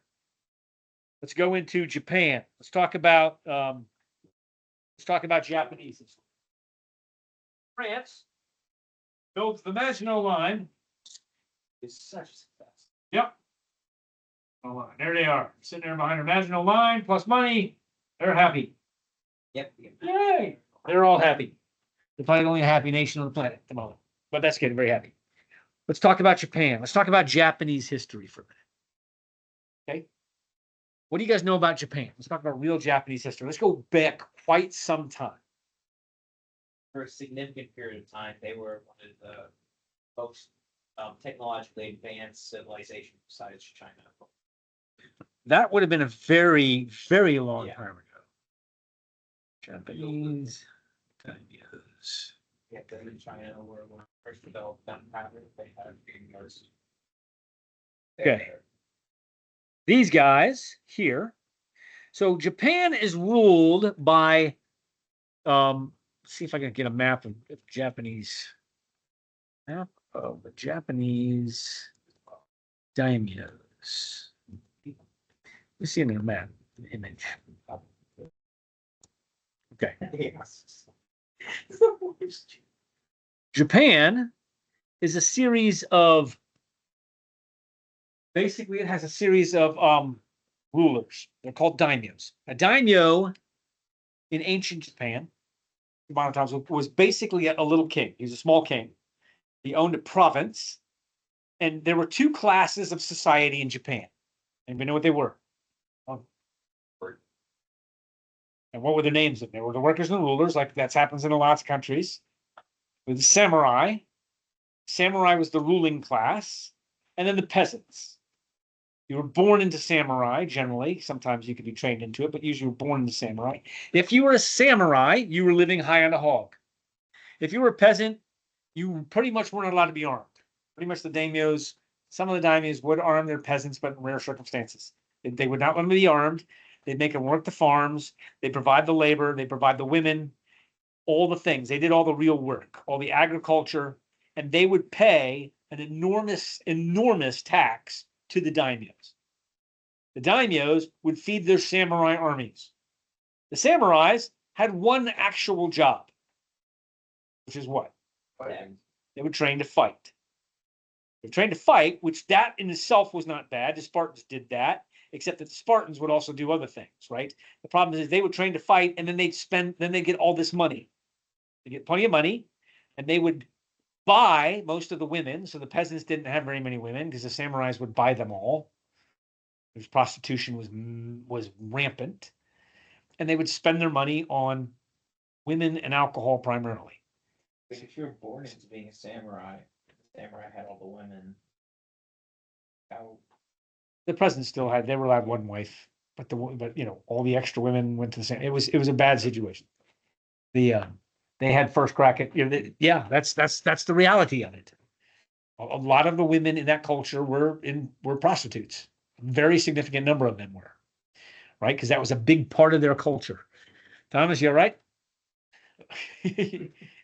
You're struggling with that? It's like he's struggling pretty hard. Okay.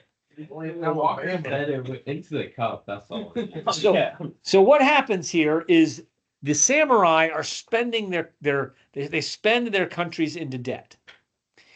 But all of these, now the one thing the samurai do well is they fight very well. And how is the culture of samurai fighting? What's that like? Very noble, and like you die in battle, like there's no quitting. There's no quitting. If one daimyo fights another, it's usually they fight and wipe one of them gets wiped out. If your daimyo is killed, you turn into what's called a ronin. A ronin is kind of he becomes a free agent because your daimyo is dead, your nation's lost essentially, and you become a mercenary for hire. That's how you survive if you're a samurai. But they're brutal. They never quit. They never surrender. If they lose, they kill themselves. They commit seppuku, which is suicide. They cut their head off and they slit their belly at the same time, right? Somebody cuts their head off and they cut open their belly at the same time. Very brutal culture, extremely brutal. If you disrespect a samurai, you can expect to be harshly beaten or killed. This is their culture. So it's culture of submission and slavery. And the samurai have this culture of womenizing, and fighting. But they're respectful to their seniors. The shogun, there's two powers. There's a shogun and an emperor.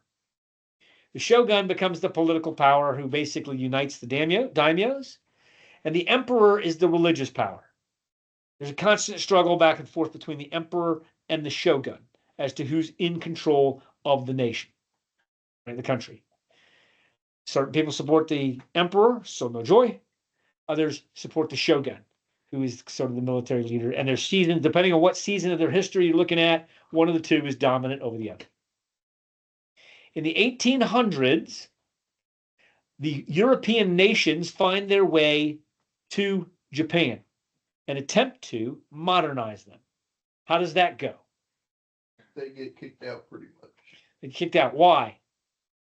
Because their entire system is based on like an honor, and it goes against like basically their entire cultural beliefs. They don't want the foreign invaders, right? They don't want these guys there. Like, you guys are going to westernize us. We don't want your culture. What's the religious culture of Japan? What's the religion that they find? A lot. Buddhism and Shintoism. Yeah, those two, which generally preach what? What's their primary teaching of Buddhism? Against Christianity. It's not against Christianity, but they're big into reincarnation, right? It's really convenient. Reincarnation is really convenient. You don't like your life, doesn't work. Don't worry, you'll get another one when you die. So go ahead and commit seppuku and go ahead and respawn.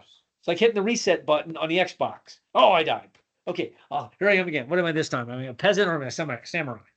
That's their thought process. If you're a peasant, you want to keep the peasants down. You just tell them that's all right. Next life, maybe you'll be a samurai. It's very effective, actually. They also have opium. The opium. So actually, we'll come to the opium trade in just a minute. They don't want the Westerns there.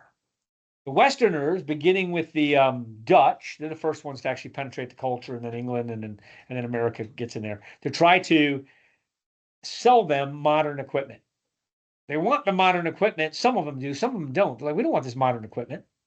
But some of the leaders are recognizing if they don't get the modern equipment, what's going to happen? They're gonna be behind all the other countries. Yeah, and then what's going to happen when some of these other countries show up?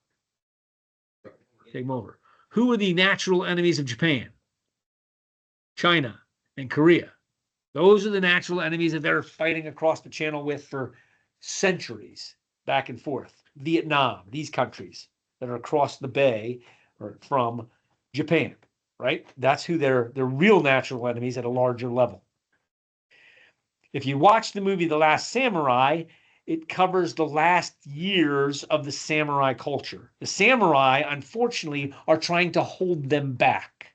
They're trying to prevent them from modernizing. They want to keep this noble way. They want to keep the emperor. They want to keep swords and shields and horses and spears. That's what they want. We don't need cannons and machine guns. Some of the modern guys are like, listen, we need the cannons and machine guns, the way of the world. And there's a big battle that happens at the Battle of Shirayama, which is what you see at the end of the movie of The Last Samurai. And we saw a clip of that movie the other day. Remember, we saw them charging across. Let me get it to you real quick. Last Samurai final battle. Let's see if I get that scene so you guys can see it.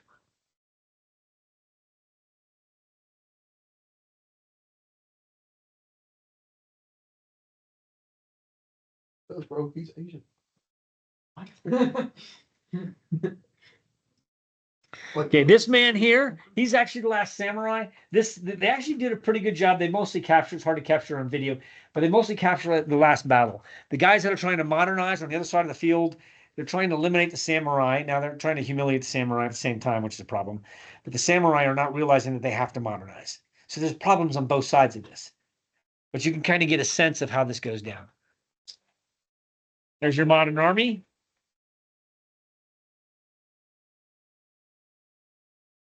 There's your samurai.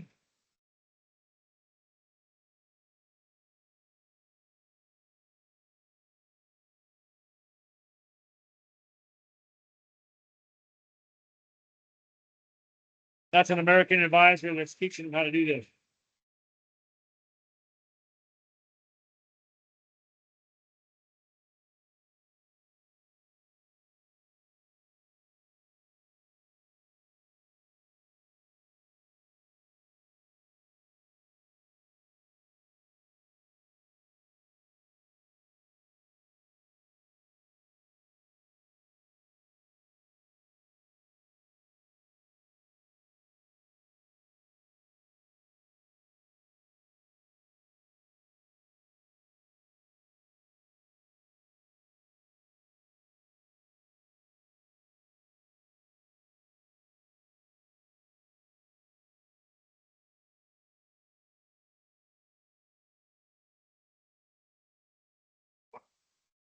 What's happening?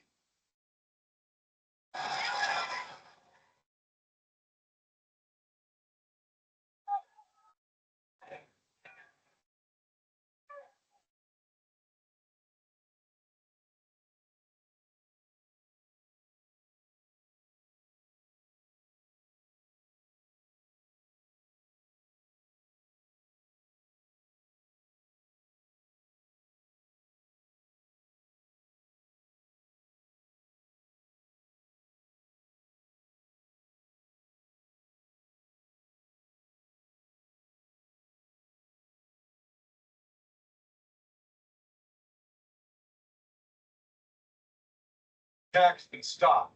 Send in the rest of the regiment. Okay, hold on a second. Dead in the last band.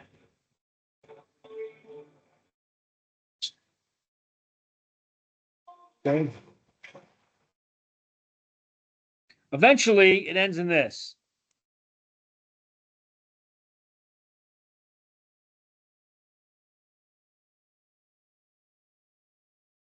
Samurai charge.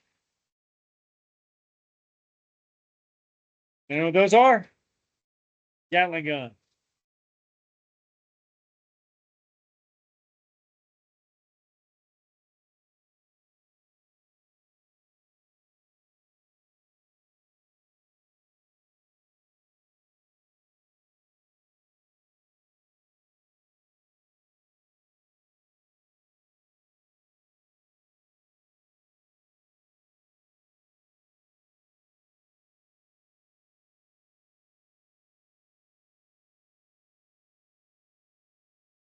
A lot like the charge of the Light Brigade, by the way.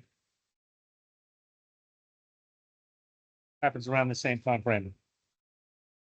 Okay. You get the idea, right? Okay. Done. All right. So the samurai culture is what the samurai themselves are wiped out. The culture remains to some extent. So the economy has to change. The emperor is actually minimized, but he's still in charge.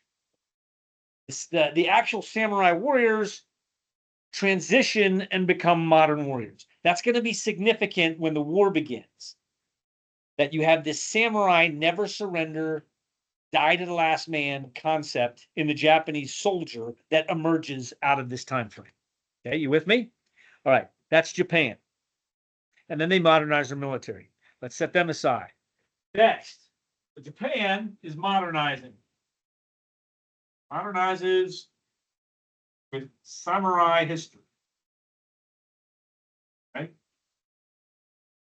USSR. What does the USSR stand for? What does that phrase stand for?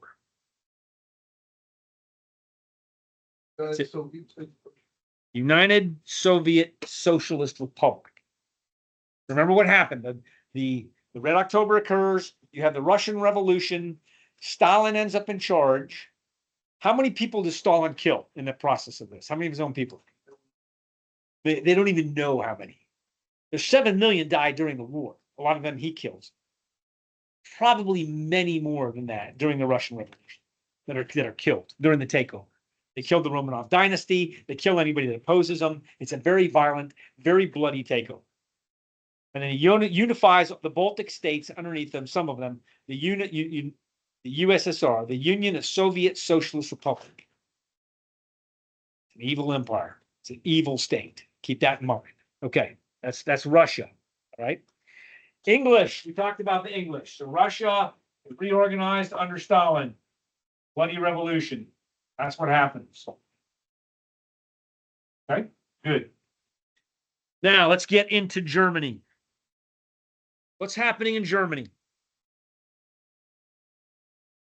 Economic collapse. Why? The money ends up becoming where you have to bring a wheelbarrow worth of money just to buy one loaf of bread, and it's worth more to be burned, and the paper itself is worth more than actual money. That's correct. They realize the only way to pay the French debt is they're going to print their way out of debt. And printing money doesn't actually make money. It's like a fraction. It's like It just dilutes the money you have, but it does actually pay the debt, sort of. But now it's not worth anything. So their people suffer as well. So they print this money so they can pay France, but because they print so much money to pay France, their money is not worth anything. And all of a sudden you have to bring a wheelbarrow full of money, and they burn the money and they take the wheelbarrow. You're exactly correct. That was the thing. That's why that was comical. You remember what it was that Lenin proposed to the Russian people? What was it? What did he promise to them? So that would give him the authority to overthrow his government. Weapons. Food. What does Adolf Hitler run on when he wants to become? I'm going to feed you. We're going to end the reparations to France, and I'm going to feed you. Let me give you, I just want to show you some pictures here as this little video progresses. Look at some of the, Right for 1,000 euros. He would be so.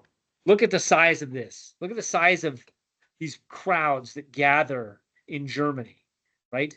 This is Adolf Hitler when he was young. He wrote Mein Kampf. Nobody took him seriously. Adolf Hitler, when he comes to power, you got to understand that the Kaiser was deposed and a constitutional republic was established after the war. Okay, Wilhelm Kaiser is no longer the dictator of Germany. They create a constitutional republic based on what? based on America. It's fantastic. They actually have a couple of positions. There's a chancellor, there's a president, and there is, I'm missing one, there's a third guy. And the president, which is a depressed economy, warped reputations. The Adolf Hitler was extremely well spoken. Well, just watch some of these videos so you get a sense of what's going on in Germany, right? You can see that this is the crowds that's being gathered to come and listen to guys like Hitler speak, right? Hitler needs to create an enemy to unite Germany. He creates a couple of enemies. What are the enemies that he creates? He needs an external enemy and he needs an internal enemy. What external enemies? External enemy was Russia. Russia and Of course, America, France. France primarily. France is the real enemy because they're taking all our money.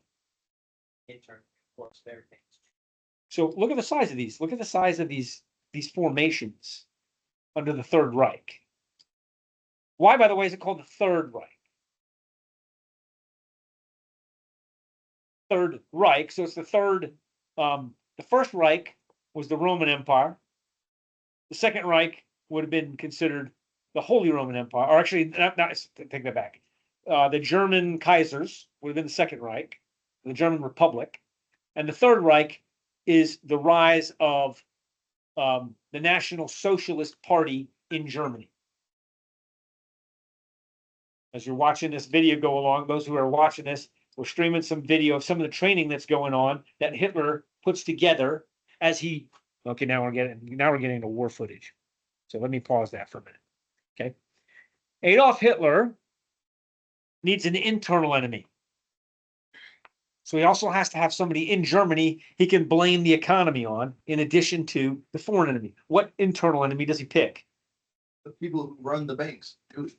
The Jews, because they run the banks. Ironically, he actually hated Jews for another reason. He's got his Aryan tradition and Mein Kampf, but he begins to put the blame on them, and they start to take away Jewish businesses and take away their money. So he creates these enemies, and then he speaks well. He gathers the people. He promises them food. When he gets elected as chancellor, so he legally comes to office as chancellor. Let me make sure I get these things right here. He legally comes to. President von Hindenburg could have stopped him from also assuming the powers of chancellor at his death. He actually assumes the powers of chancellor and president on the death of Kaiser. He appoints himself the president. So now he's the president and the chancellor. That'd be like somebody voting themselves in our country to be the president and the Congress. The powers of the Congress were essentially were not distributed the way they are here. So he gives himself or votes himself the powers of the president, the veto powers, and the power of Congress. He has them all. And he then essentially becomes the dictator. Or the Führer is the title that he's given or gives himself. He becomes the Führer. Now, once he does this, he begins to secretly do a few things. First of all, there's the Night of the Long Knives. Who had that one? Night of the Long Knives was supposed to be Caleb. He's not here. When Hitler finally takes over, in one night, he begins by creating an organization called the Brown Shirts. These are a bunch of young men, political activists that are thugs that he sends out to intimidate others. Lenin did the same thing, and I forget what his guys were. But they'll go out, they'll intimidate guys. They're not armed. They'll carry clubs and they'll beat people up that don't cooperate with the Nazis, the National Socialist Party. Anybody ever meet a Nazi? I actually met a Nazi. An older gentleman. He was a piano repair guy. Got to talk to him and actually interview him and get an idea of what it was like. He said in those days, everybody in Germany was a Nazi. Everybody was. You either were in the Nazi party or they beat the crap out of you. So everybody became a Nazi. But of course, the Nazis didn't realize how far Hitler was going to take it at the time. So when the National Socialist Party started off, it started off pretty good. All right, we're going to win back. We're going to declare our independence from France, so to speak. We're not going to pay the war reparations. We're going to feed our people. We're going to reorganize our country. All good things, yes? except that one way that we're going to do it is we're going to start taking away the businesses that belong to the Jews. Well, that's not very nice, but everything else seems to be going well, so we'll stay with it. Okay, but now what we're going to do is we're going to round up the Jews and we're going to put them in camps. Oh, that's not so nice either, but it doesn't really affect me, and the rest of the country is good, so we'll ignore it. We'll keep going. Yeah, now we're just going to kill the Jews. The final solution and exterminate them. Ooh, that's really bad. But it doesn't affect me because I'm not Jewish and I don't see it happening anyway. Right? You get that methodology. The German people just turn a blind eye. So everybody was kind of a Nazi in those days. And it didn't have that connotation until much later in the war. Nobody knew what was going on until the very end of the war. Nobody really knew everything that was going on. But the lessons that come out of this are enormous. The power that man takes to himself is unchecked. He's got nobody to check him. He's got guys like Goebbels that'll do anything for him. There's guys within the National Socialist Party that are pretty brutal. Hermann Goering being one of them. See if I can get. Hold on, let me go back in and find some more pictures. All right, so that's what's happening in Germany. So Germany is coming into Nazism. So the rise of the Third Reich.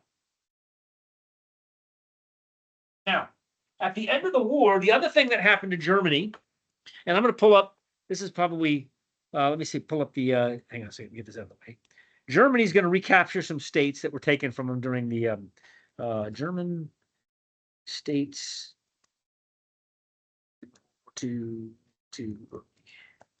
Okay, so they're going to go. Let's see if I got these things. Let's see if I can find a good image of it. This map right here will probably work. Okay. Some of these little states that are parts of Germany were broken off. There was a little piece of the Sudetenland was down here that was taken away from them. They had some other little pieces of territory that had been taken away from them at the end of World War I that were Baltic states and other areas that were taken from. Hitler goes and seizes those and takes those, annexes them. I'm sorry, doesn't seize them. He annexes them by taking tanks and troops there to go get them and brings them back into the German Republic. The leader of England at this time, anybody know who that was? Not yet. Winston comes shortly after this man, the guy who preceded Winston Churchill. Neville Chamberlain. There he is. You know what he was famous for? He was famous for this quote, "Peace in our time." What was he referring to? Adolf Hitler kept promising him then, this is the last piece we're going to take. Look, we're just going to take the Sudetenland.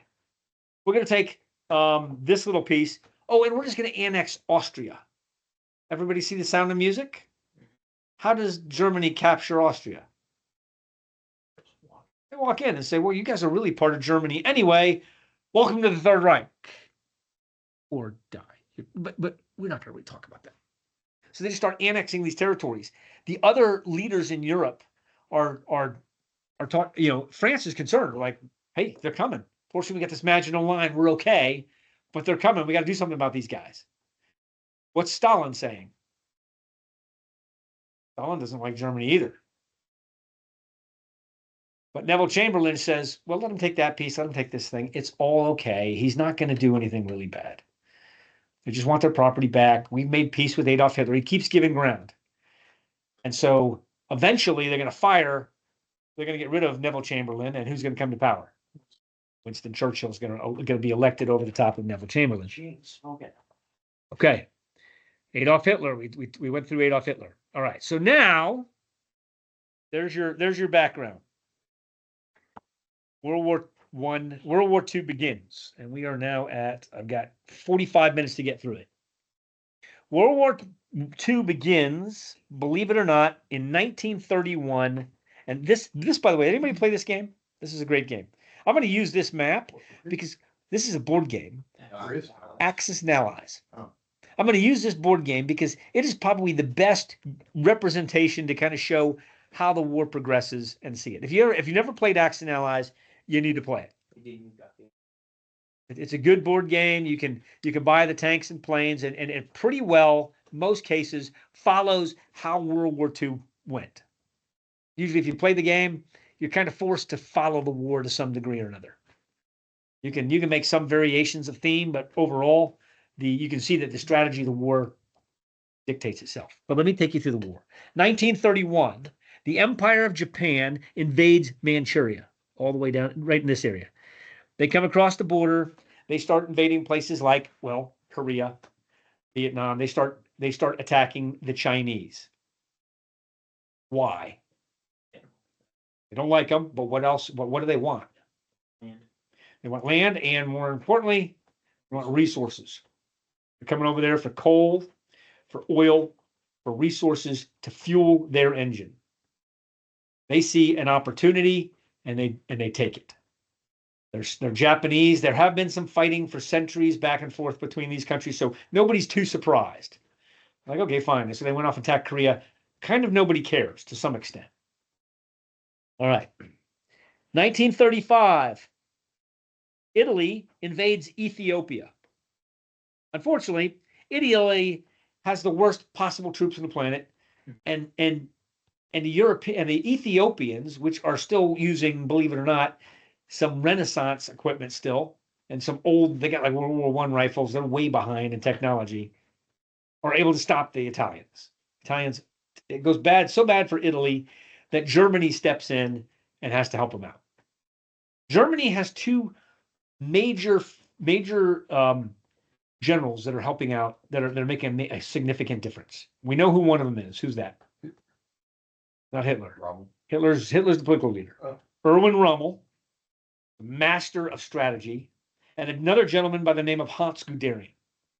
Both of them recognized, most importantly, two things: combined arms, which we talked about before, using artillery, aircraft, and ground forces together, and the use of the tank.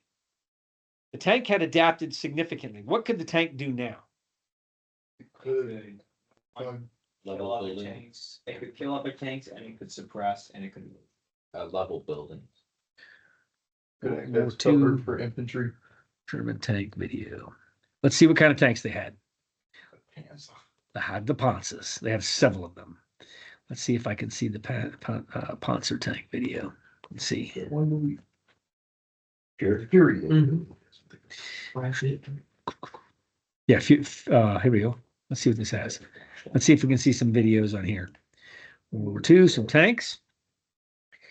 Put this thing back on. I'm just going to fast forward. Look at some. Okay. These look like Panzer ones, right? That's the main battle tank that the Germans used for a good bit of the war right there. Look what's on them. There's a cannon on the front that can go through pretty much any armor that's out there. Okay. There's tracks, so it can travel everywhere. It's got machine guns. What they realized with these tanks is all of a sudden you can do non-linear combat. Up till now, all of the combat has been fairly linear, right? You got to stay along a line. The Germans abandoned the concept of lines. Like, we don't need to do any lines. Lines are for ancient tactics. We're skipping lines. We're going this way. We're going to do penetration tactics. Their tactics are simple. Their combined arms tactics at a low level are extremely powerful, right? Suppress and maneuver. But once they punch a hole, they're going to send their tanks in reserve, and they're just going to get in your rear areas. They're not even going to bother fighting the rest of your troops on the front line. Why? They don't need to. They don't need to. How can they kill most of those troops? Cut off their supplies, cut off their fuel, their ammunition, their food. If they're infantry, they have to come out of their holes and come fight you when they're ready. But quite frankly, they're not even going to bother. They're just going to go take your city. They'll go capture France. So, France has this super big line. They've got the Maginot Line. This thing's enormous, right? And it extends from where to where? Pull this file back up. Germany to Germany. From Switzerland all the way up to Belgium, right here in this little section right there. Let's zoom in. From here to there. That's the Maginot Line. Up in here is Belgium and all those guys, right? Nobody attacks in Belgium. What does Germany decide to do? Attack through Belgium. Use the rail lines again, attack through Belgium, and this time they flank France. But this time they bring the tank. So they're not going to play trench warfare.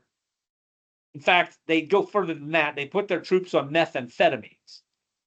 For 2 weeks straight, they don't stop moving. And they absolutely collapse the Maginot Line in 24 hours. And it just rolls. They just keep rolling. They roll all the way up to Paris. To twink, right here, right? And the French, hold on, President of France has a choice to make. His army's in full retreat. It's in disarray. He can defend Paris. What would happen if he fights in Paris in his mind? What's going to happen to Paris? It's destroyed. As every city where the fighting happens in every city, the cities are destroyed. He, rather than let Paris get destroyed, he surrenders. France is out of the war in 2 weeks. 2 weeks. Oh, The Germans humiliate them, bring them back to the same rail car that they made him sign the Treaty of Versailles and sign the surrender of France. They add to it. Hold on. They do this.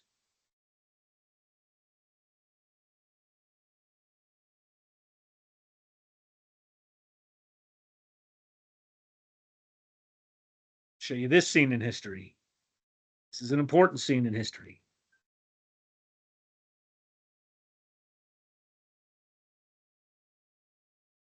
This thing right here. Sure. See if he'll let me watch it up there. Their little thing. Okay, never mind. They're gonna make me press a bunch of buttons. I'm not doing that. Hold on. Let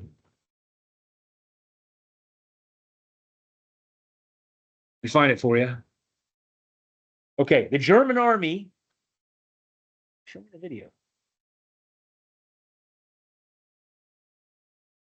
And they invade as they invade France.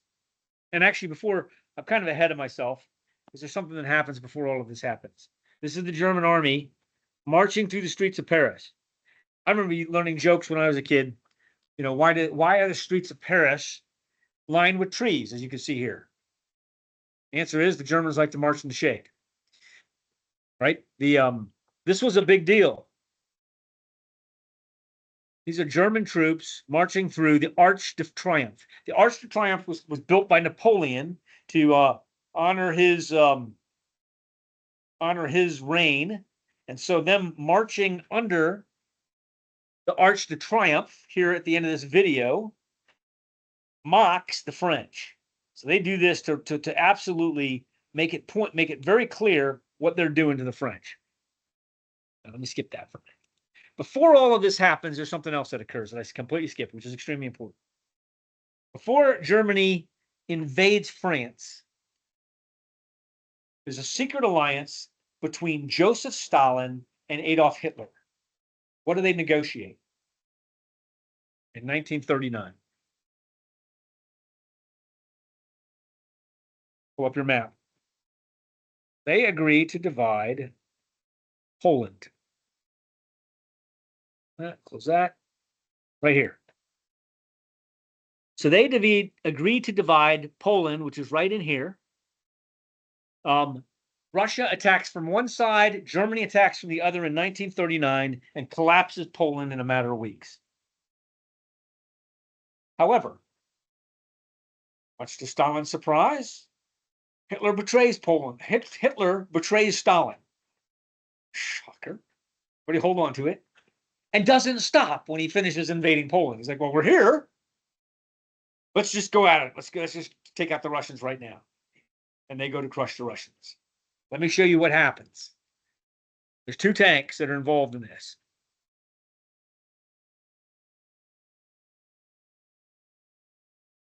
Anybody seen this tank before? That is a King Tiger tank. They used to have one of these things in a museum down there at Fort Knox. They moved it down to Fort Benning. No weapon on the battlefield could penetrate this thing in its day and age. In fact, the armor on this thing was so advanced, we couldn't match that armor until 1965, 20 years ahead of us. To oppose it, the Russians had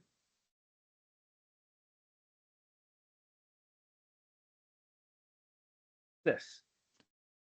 Yeah, it was not quite cardboard, but it wasn't a whole lot better either.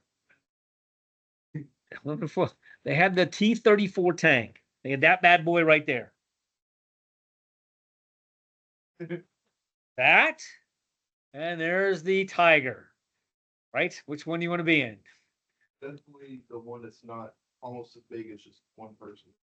The thing about Russian and Chinese tanks, they make them for parades. They're great for parades. They're not really great in battle. And so they would have to send, the Russians would have to send 20 tanks, 20, to attack a single Tiger tank. They'd overwhelm it and usually lose about half their tanks in the process. But one of those tanks could get in behind it. Do you guys all see the movie Fury? Yes, sir. That wasn't even a Tiger tank. That was a Tiger 1. That wasn't even a King Tiger. Even Tiger 2. Those were M4 Shermans. That was the main battle tank we had, the best we had of the day. We couldn't go toe to toe with them either. German armor was way ahead of everybody else. The French had no chance. Okay, but they remember this because later on, when Stalin becomes our ally, that's going to be important when we end this war. That Stalin made a secret deal with Hitler beforehand to betray the Poles. So when you hear on the world stage, you're going to hear this talk at some point if you ever meet people from Europe. You know, most of the war occurred in Russia, between Germany and Russia. Most of the war was fought in Stalingrad and Leningrad and on places like Kursk, where most of the highest casualties occurred. 100% true. Massive casualties, massive wars. Casualties up around 400,000 or 500,000. Same thing we're getting in World War I. The big battles we got into, the big ones, like Iwo Jima, we'd lose 25,000 men. That's a lot of men. The Russians were losing upwards of 300,000 in battle. And they'd say, well, you guys didn't do much. Just remind them, yeah, we didn't sell ourselves out to the Poles either. You'll deserve what you got.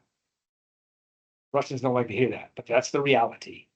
They were the bad guys at the start of the war. They were just as bad as the Germans were.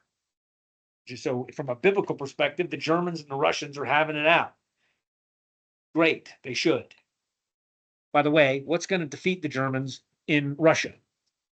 The weather. The same, because they didn't read the French history. What defeated Napoleon? The weather. What defeated Germany? The weather. Russian winters. They couldn't stop the German army from invading Russia. Only thing that stopped them is the brutal winter. But let's skip through that for just a minute. Okay. Now we get into Heinz Guderian, Erwin Rommel, the defeat of France. We got that. Okay, and now we are in 1941. The Axis begins to grab. Let's see, Axis and Allies right here. Come 1941, Axis is heading down into North Africa to seize resources down here. They're pushing up. They took France.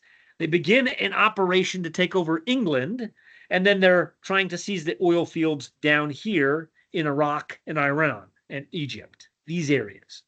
You ever see the movie Indiana Jones, the first one? He's digging for treasure. By the way, the Germans were digging for artifacts. Hitler was big on religious artifacts. He wanted to dig them up and thought they had special powers in them. He was actually looking for the Ark of the Covenant, amongst other things, interestingly. So that there's some history behind that movie. They never found it like they did in the movie, but there's some history tied into it. So those sorts of things are happening. Okay, let's keep going.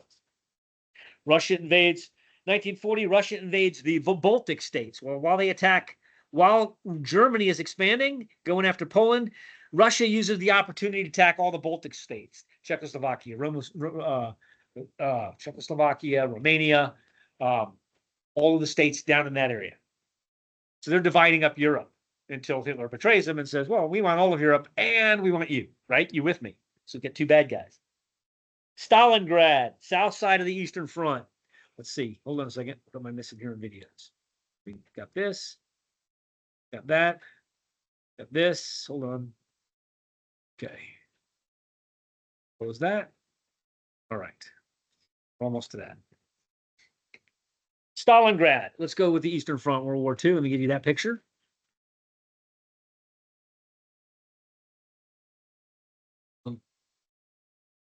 A good portion of the war occurs on the Eastern Front here. Right? Yeah. all along here from Poland, Latvia, Estonia. Here's Moscow. Leningrad is all the way up here. There's a battle going on up here. There's another battle down here in Stalingrad, if I can find it. Sevastopol. There it is, Stalingrad. Massive battle in the city of Stalingrad, another one in Leningrad. I have a picture of it right here. Look at some of these photographs. Look at the devastation, the massive devastation we're seeing in these things. Look at that. It crushed this city. They've turned it to sheer rubble. These are massive 400,000 and 500,000 man armies on both sides. The Russians don't have the technology, the training, or the logistics to fight very well. The Germans are extremely well equipped, incredibly well trained, very well led, but they're not prepared for the Russian winter. How am I doing? I got half an hour. They rubble this city from one end to the other. These are just picture after picture. You can see what's left of Stalingrad. This is the sort of thing why the Russians begin to hate the Germans as much as they did. Okay, that's Stalingrad. There's another battle. So there's two battles that occur. There's one in Stalingrad. There's a similar battle up here in Leningrad and along the whole front. The Germans collapse the first Russian army, just completely destroy it. They have to rebuild the army and make a second one. The Russians are in full retreat for 2 years. There's a battle at Kursk, right here at the salient at Kursk, the largest tank battle in history. The Russians throw every tank they have up against the Germans, all of them. They basically are able to stop the German advance at Kursk at a horrific loss of human life. The Eastern Front grinds to a halt. The Germans begin to lose ground and their men begin to surrender. At some point, both of the two armies in Leningrad and Stalingrad surrender. That's 300,000 plus man armies that are captured and reverses the tide. And the Russians are ticked. What do you think they do with most of those German soldiers? They kill them. They kill them. Just outright kill them. By the way, the Russians or the Germans are killing all the Russian Jews while they're at it, right? They're putting them in extermination camps. And then the Russians begin the counterattack. We'll put a pin in that for just a minute, because while that's happening, there's other things going on. Okay, hold on a second. E34, Battle of Britain. What happens in the Battle of Britain? How's England's war? How does this go? Anybody want to take a venture a guess? The air battle. It's all in the air. This is an entire battle over England, fought entirely in the air. The Germans will launch bomber raids from Berlin and other areas in Germany, come across the English Channel and bomb London at night. Did you ever see here? Let me show you that scene. Let's see.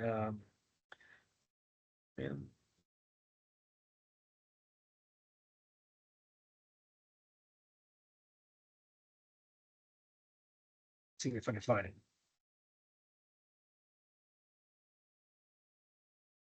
Yeah, this is pretty good. See what happens here.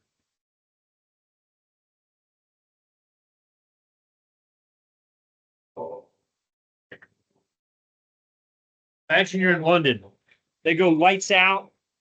I mean, there's no digital to track all of this. There's spotlights. You kill that one.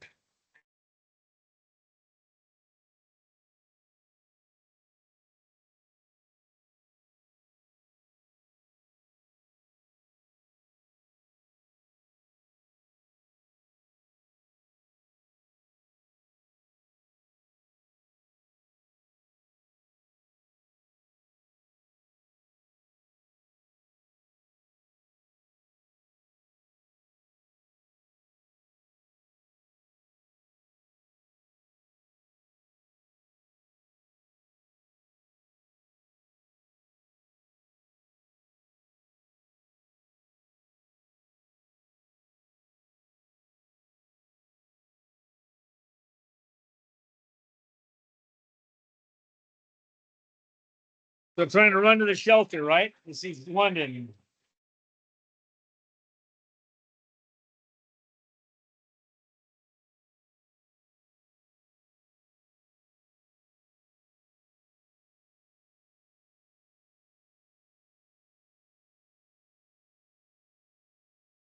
Okay.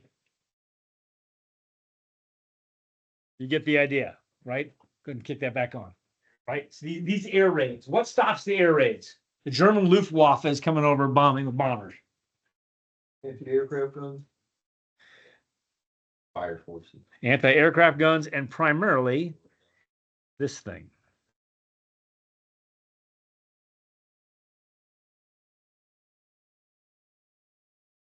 The RAF, the Royal Air Force, primarily fighting in this aircraft, the British Spitfire against the Messerschmitt.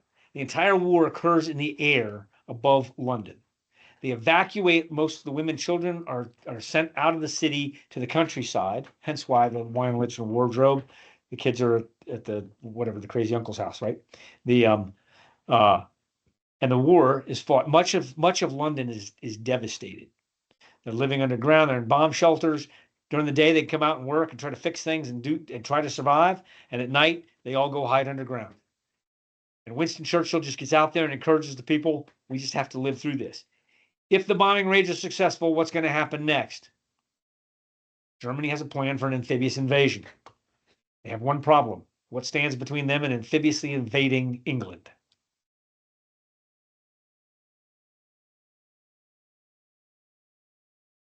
The English Navy, which for centuries has ruled the ocean.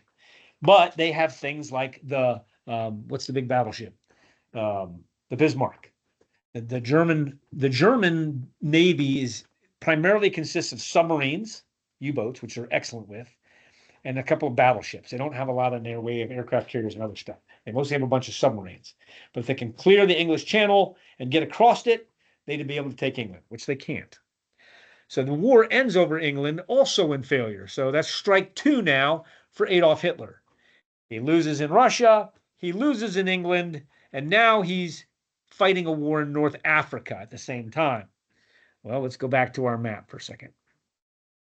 He sends Erwin Rommel down here in the desert, and he's fighting in North Africa. He's seizing British oil fields in the Middle East. He seizes the Battle of El Alamein. He actually defeats Erwin Rommel actually defeats U.S. and British forces, the first U.S. loss. Well, wait a minute, how did America get into the war? Well, let's show this video clip. God. Well, that's because your only religion is chasing tail. The Navy ain't gonna pay you for that.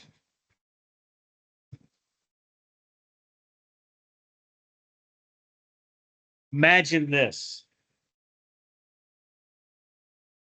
This is so well captured in film nowadays.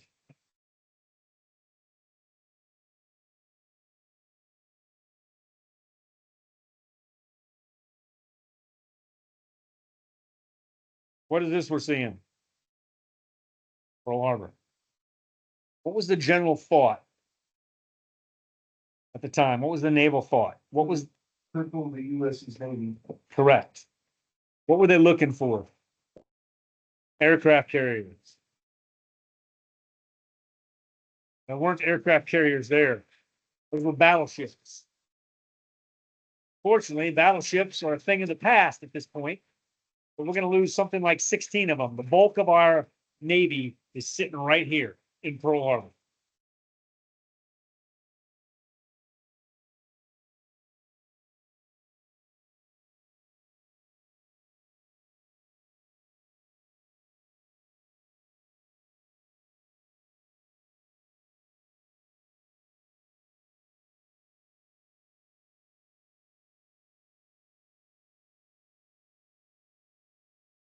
That ship right there that he's on is the USS Arizona.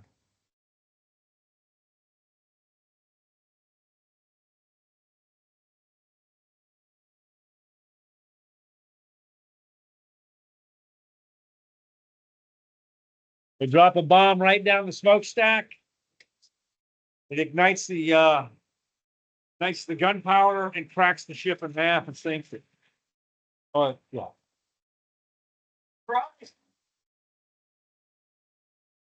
More or less. Okay. Pearl Harbor ends the question whether or not we're going to be in a war. Up to this point, we've been doing the Lend-Lease program. We've been given turn the lights on. We've been giving equipment to the English, helping them out by sending them over tanks and aircraft and a few pilots. Now the war is on. But who are we supposed to be at war with, by the way? December 7th, 1941, a day that will live in infamy. So we declare war against Japan. And Hitler does something stupid. He declares war on the United States. We hadn't actually declared war on Germany. We declared war on Japan. And what's the American strategy? Or General Eisenhower ultimately becomes the 5-star general in chief of basically the combined armies of the world. Think about that for a minute. Let that run through your brain for a second. What's the global strategy? Germany first. Basically, they send the entire United States Army, whatever we can muster. It's the tiniest army that we've ever had at the point, but we send it into Africa. It starts fighting. The army goes east to fight in North Africa. It's a series of tank battles against Erwin Rommel, which we are dismally failing for the front part of the war because we are way behind on combined arms tactics.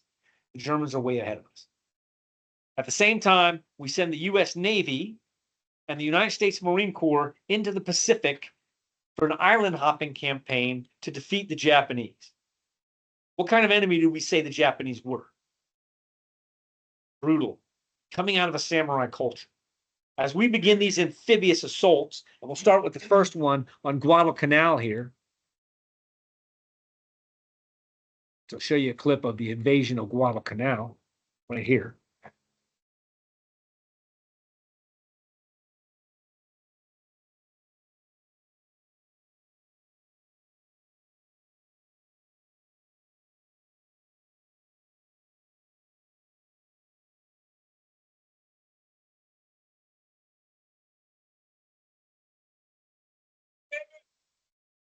This is where combined arms comes into play a little bit.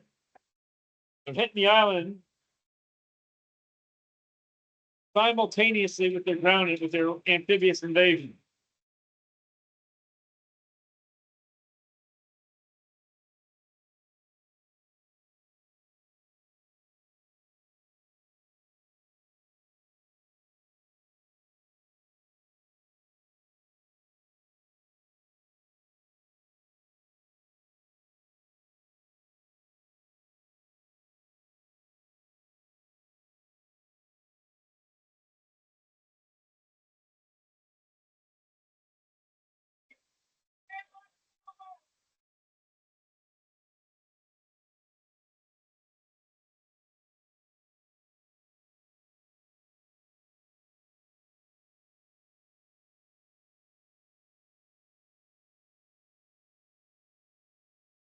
That particular invasion had actually already were ahead of it. The Japanese didn't fight them during the day. They let them actually land on the islands. How'd they fight them? At nighttime with guerrilla tactics. Turn the light on. That light on. That was during the invasion of Iwo Jima. There were 25,000 Japanese defenders on the island. 24,000 of them were killed. Less than 1,000 were wounded and captured wounded. There were almost no accounts of somebody surrendering. None of them did. Only time you would capture them is they were too wounded to actually move, and you could capture them. We lost 24,000 Marines taking Iwo Jima. Okinawa, same thing. The numbers were staggering. Something on the order of 16,000 men were lost. And we had to fight or kill about the same number of Japanese. It was a 1-to-1 ratio everywhere we went. Every single attack, every single island we went to, the Japanese would fight to the last man without mercy. On the other front, some different things happened. So this was the island hopping campaigns. Marines are going island to island, fighting against the merciless Japanese. See, Battle of Stalingrad. You saw this already. Let me get this out of the way. You saw this battle. We also get to see finally, hold on. Finally, the Allies amass a force and land in Normandy on June 6, 1944. You guys should watch the series Band of Brothers. Very important. They liberate France and they push into Germany. This is the largest amphibious invasion in the history of the world, by far. Makes the Trojan invasion look tiny. I think if I remember correctly, it was 1 million plus in that army that actually landed. Let's see. Midway. Europe first. Interestingly enough, in Germany, they begin the concentration camps. Have already begun. Have you guys seen the let me just show you. I want to make sure that you've seen this. It's important that you've seen German concentration camps.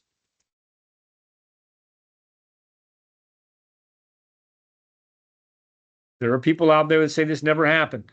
Not even close to true.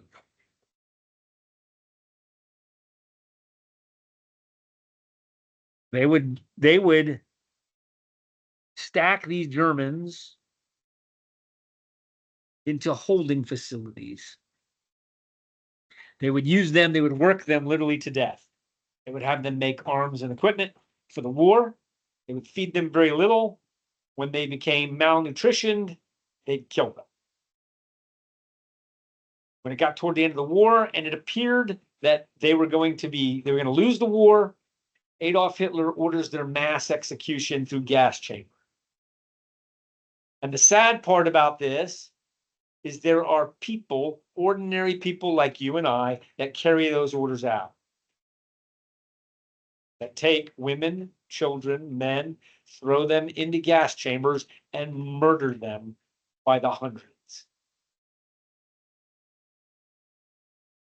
I think the number that they finally estimated was 1 million Jews killed in the Holocaust.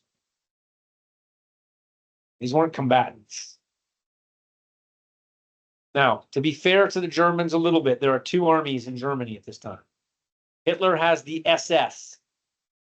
That's his specialized Nazi hardened troops. These guys will follow any order. And he keeps them close to Berlin around him.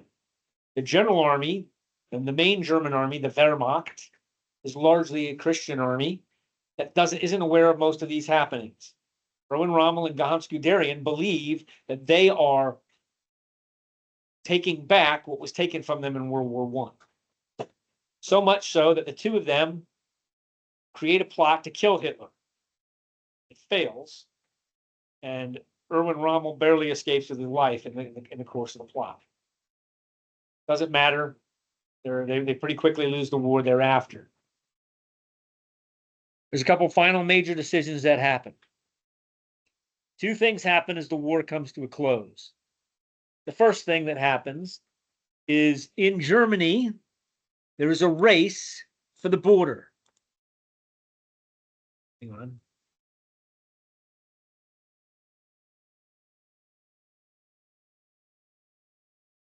As we begin to push harder on Germany, see if I can get a good map right here. There you go. There it is. It's the Cold War. As we begin pushing harder from France into Germany, and the Soviet Union is doing the same thing at the same time, the Germans realize that they're going to lose the war. And you're a German soldier. Who do you want to have occupy your country? The US and English allied troops or the Russians? Yeah, because what are the Russians doing to the Germans? They're killing them. They're murdering them by the million. So the Germans send as many forces as they can to the east to slow the Russians down, to allow the Americans to collapse from their side faster. It's bizarre. The Germans are still fighting the Americans, make no mistake. They fight them all the way across the Rhine. They fight them through the counterattack. Remember Belgium again? They sent the Panzer-Lehr division in there to try to break through and get to the other side and relieve the attack. It doesn't work, but they do it again through the Argonne Forest, same place that they didn't defend the Argonne Forest. They'll never come through here. That's where they came. Anyway, leave that alone. They push troops east to slow the Russians down, and they surrender as best they can to the Americans. At this point, there's a war cry goes out because people remember what Stalin did at the beginning of the war. They remember that he had a pact with Adolf Hitler. They remember that they sold out Poland, and they remember that the Russians are killing the Jews and the Russian Revolution, and we realize that the Russians are not good guys. The USSR are bad guys. We realize this very quickly. When the two armies meet, George Patton asks permission to invade Russia. So let's just end it right here. We're here. We can take them right now. There's an enormous amount of pressure on Eisenhower to let us invade Russia. When does FDR die? Make sure I get the timeline right.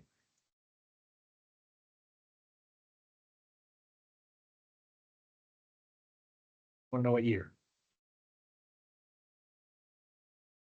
April 12th, 1945. In the middle of this, the president, Franklin Delano Roosevelt, dies. He's replaced by Harry Truman. Truman's left with two decisions. What do I do about the What do I do about the Russians? Do I attack them? The Iron Curtain goes up. The Russians, when they take over Romania, Hungary, Bulgaria, Yugoslavia, Czechoslovakia, Poland, and half of Germany and half of Berlin. And they put up an Iron Curtain, and they don't allow the people to leave. The people are trying to escape the Russians and flee to the Americans. They're doing it in droves. To the free side. There's the free side of Germany, and there's the enslaved side under the Soviet Union. And what happens is the Russians build a wall, an Iron Curtain. Not to keep people out, but to keep people in. Brutal. Anybody attempting to escape is killed. Berlin is on the other side of this Iron Curtain. It's in East Germany, and it's entirely isolated, but we have half of the city. The Russians try to cut it off, and we do an airlift to supply it. So supplied through air. That's going to be a problem later on. Just leave that alone for a minute. What do you do if you are Truman? What do you do about the Russian problem? Do you release Patton's hand and let him invade Russia? Well, you have all kinds of German support. The German scientists are defecting to our side, and they have been since the beginning of the war. The Manhattan Project was started by German engineers. We could win. Had the Russians. So we could do. Because they captured some of the German scientists during this, put guns to their head, and made them give over the V2 rocket technology and teach them how to make top. But they're years behind us. So then if we had. They don't have them yet. Stopped, yeah, if we just stopped them before that, they would have had no way to defend against nuclear weapons. We could definitely. Hold that for a second. Put a pin in that conversation. Let's go to conversation number 2 that Truman has to inherit. That right now they have no way to defend against. The island hopping campaign ends at the doorstep of Japan. Do you think Japan surrenders? Nope. Right to last name. Till nuclear weapons. Or But that was the right now it's atomic. Here's the decision. Same thing. General, the estimates for invading Japan. Japan has promised that there will be a machine gun behind every blade of grass. They have proven it at every battle we fought. They fought to the last man. The Japanese soldier is extremely lethal. He's extremely wily. He's just as good as a Marine or a soldier. He's one of the finest soldiers on the planet. And there are millions of them. The invasion force we will need to invade Japan is going to have to be millions of men, and we're going to lose a lot of them. Many millions will probably die invading and conquering Japan.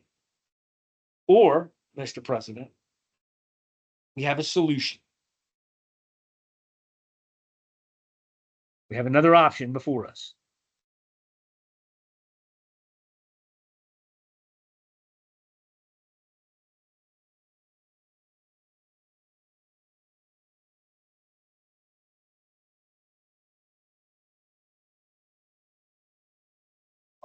The main reason why they surrender is with napalm. They're more scared with napalm that they kept on dropping on Tokyo than they were with the bombs. It was this right here. The Enola Gay, I believe it was, So drops 2 bombs. There's a fat man and little boy, I believe what they were, something like that. They drop an atomic bomb on 2 military targets, Hiroshima, a week later, and Nagasaki. Those were military targets, mind you. Those were not civilian targets. Those were military ports. They wiped out the entire city. To his credit, Emperor of Japan surrenders. Enormous. Emperor actually surrendering. Which is actually surprising, believe it or not. If you were Truman, would you have dropped the nuclear bombs, knowing what you know now? Or knowing what he knew then, rather, more specific, I guess would be. I mean, honestly, probably because eventually you get to the point where everybody has nukes, and if Russia were the first ones to drop nukes because they're the ones that are the closest. At that time, nobody had nukes. Yeah. We had But the only, us, but eventually over time, let's say that we didn't do this and the war went on longer and Russia had nukes and decided to use them. I feel like they'd use them worse, like in a worse decision that we did that could cause a bigger Okay. conflict. At this point, would you authorize the bombing of Nagasaki and Hiroshima? me personally, at this point, we're seeing that Russia, I'm gonna try to say, we're seeing that Russia is not good. They are gonna try and not fully replicate Germany, but they are gonna be a problem, major problem. They're taking over most of Germany. We know that we got our nuclear scientists from Germany, and they took over half of Germany, where a lot of the nuclear scientists are. We're gonna lose most of our men if we try and fight Japan. It would be in our best interest to bomb Japan, then use that as proof that we are capable of bombing and we will bomb, and use that as leverage against Russia. I would say the most dangerous armies are suicidal armies, and that's what Japan had. They would fight to the last man, and not only that, but we also, even if we won, we'd have to fight an occupational war. They would continue to fight, and every single soldier would still be fighting. There's stories of people who didn't know that they surrendered, and they'd fight for 40 years after the war. You know, they'd be hiding out in cages, in caves and whatever. They're fighting. So the thing is, we need to have a show of force strong enough to let them know that an occupational war will not actually be fought. We'll just eliminate you all, because that's just the only way that they would be able to actually surrender. Foster, thoughts? Yeah, I would definitely. But it would suck. So bad. Yeah. I wouldn't want to lose a lot of our men if we could just like ignore by doing them, dropping the bomb. Cost of actually winning a war is a lot more severe than people.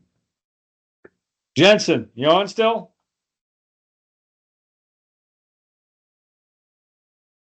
Jensen, you still awake?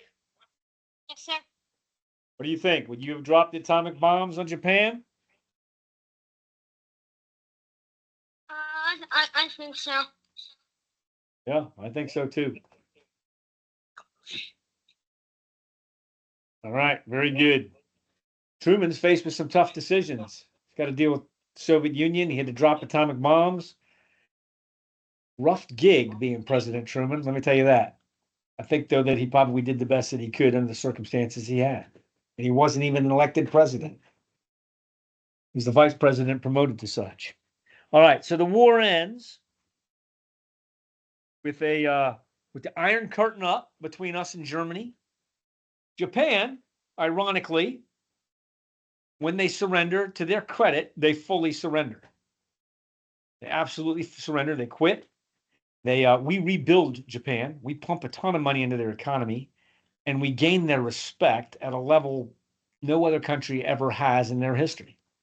We gain them as a close ally, and they're, to this day, believe it or not, one of our closest allies.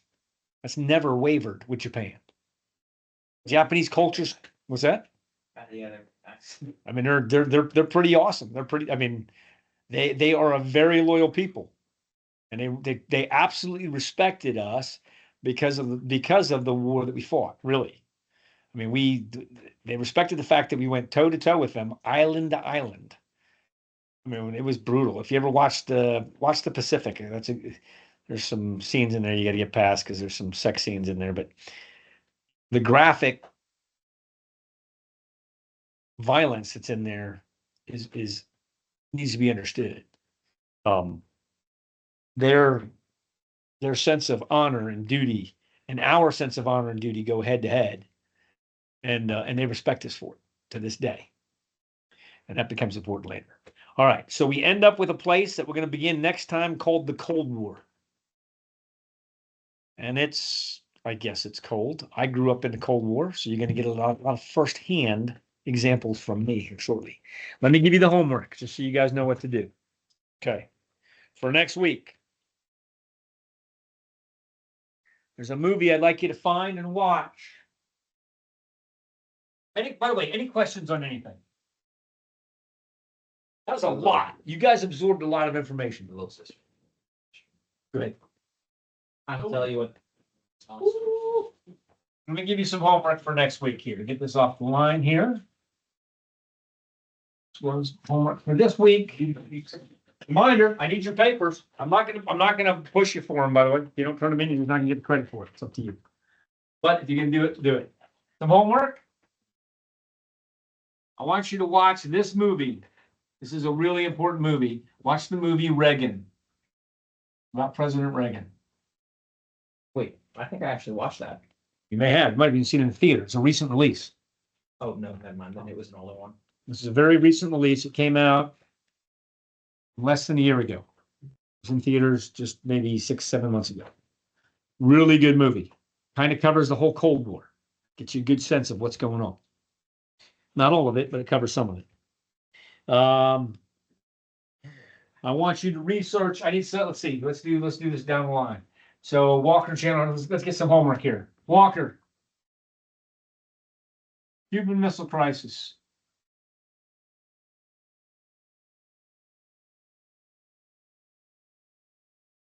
Foster, sir.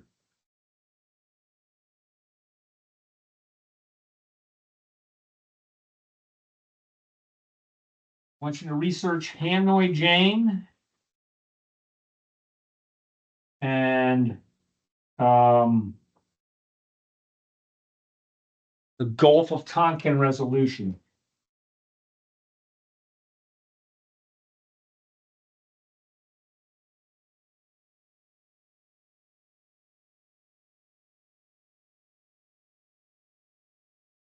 Or I want you to research the Frozen Chosen. It's the Chosin Reservoir in Korea.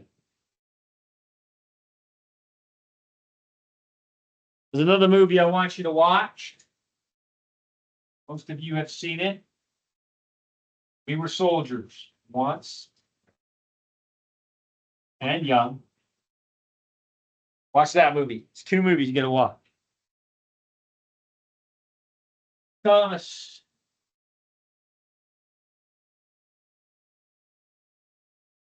Cam, are you still on? Yes, sir. You're gonna research the War Powers Act. Okay. Sounds good. Perfect.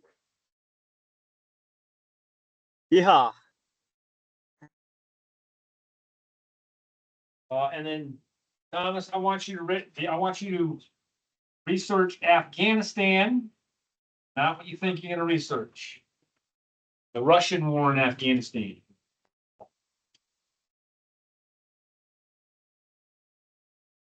A lot of stuff happens in the Cold War, and I didn't even add. Do we get anybody left who didn't get an assignment? That's me, Jensen. Jensen, you want an assignment?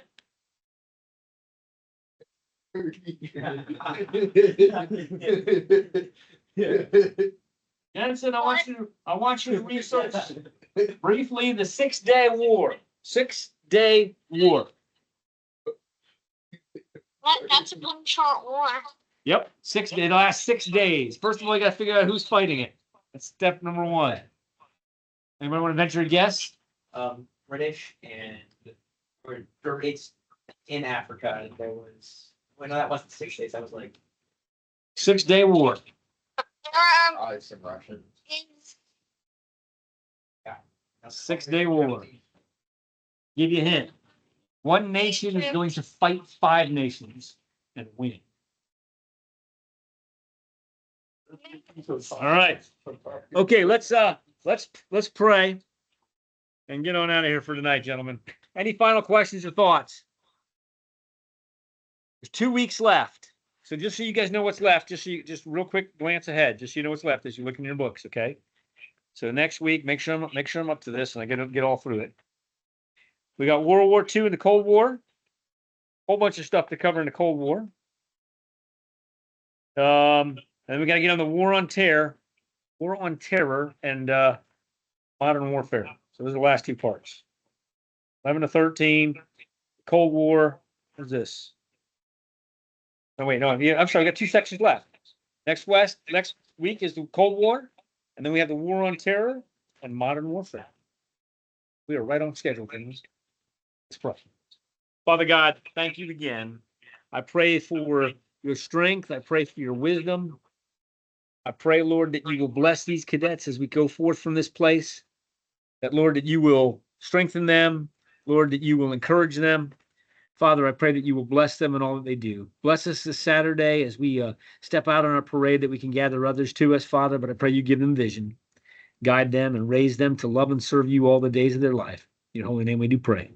And amen. All right, guys. The Battle of Britain. What's that? Battle of Britain. 6 days? No, the Battle of Britain. What about it? Research. Oh, that's what you want to do for your paper? You got it. Hang on. Let me get this thing to work so I can shut off. That's not working, so I'm gonna do it this way. Or recording transcript. Stop recording. Boom. Recording is over. Okay, very good. All right, Chandler, I'll talk to you.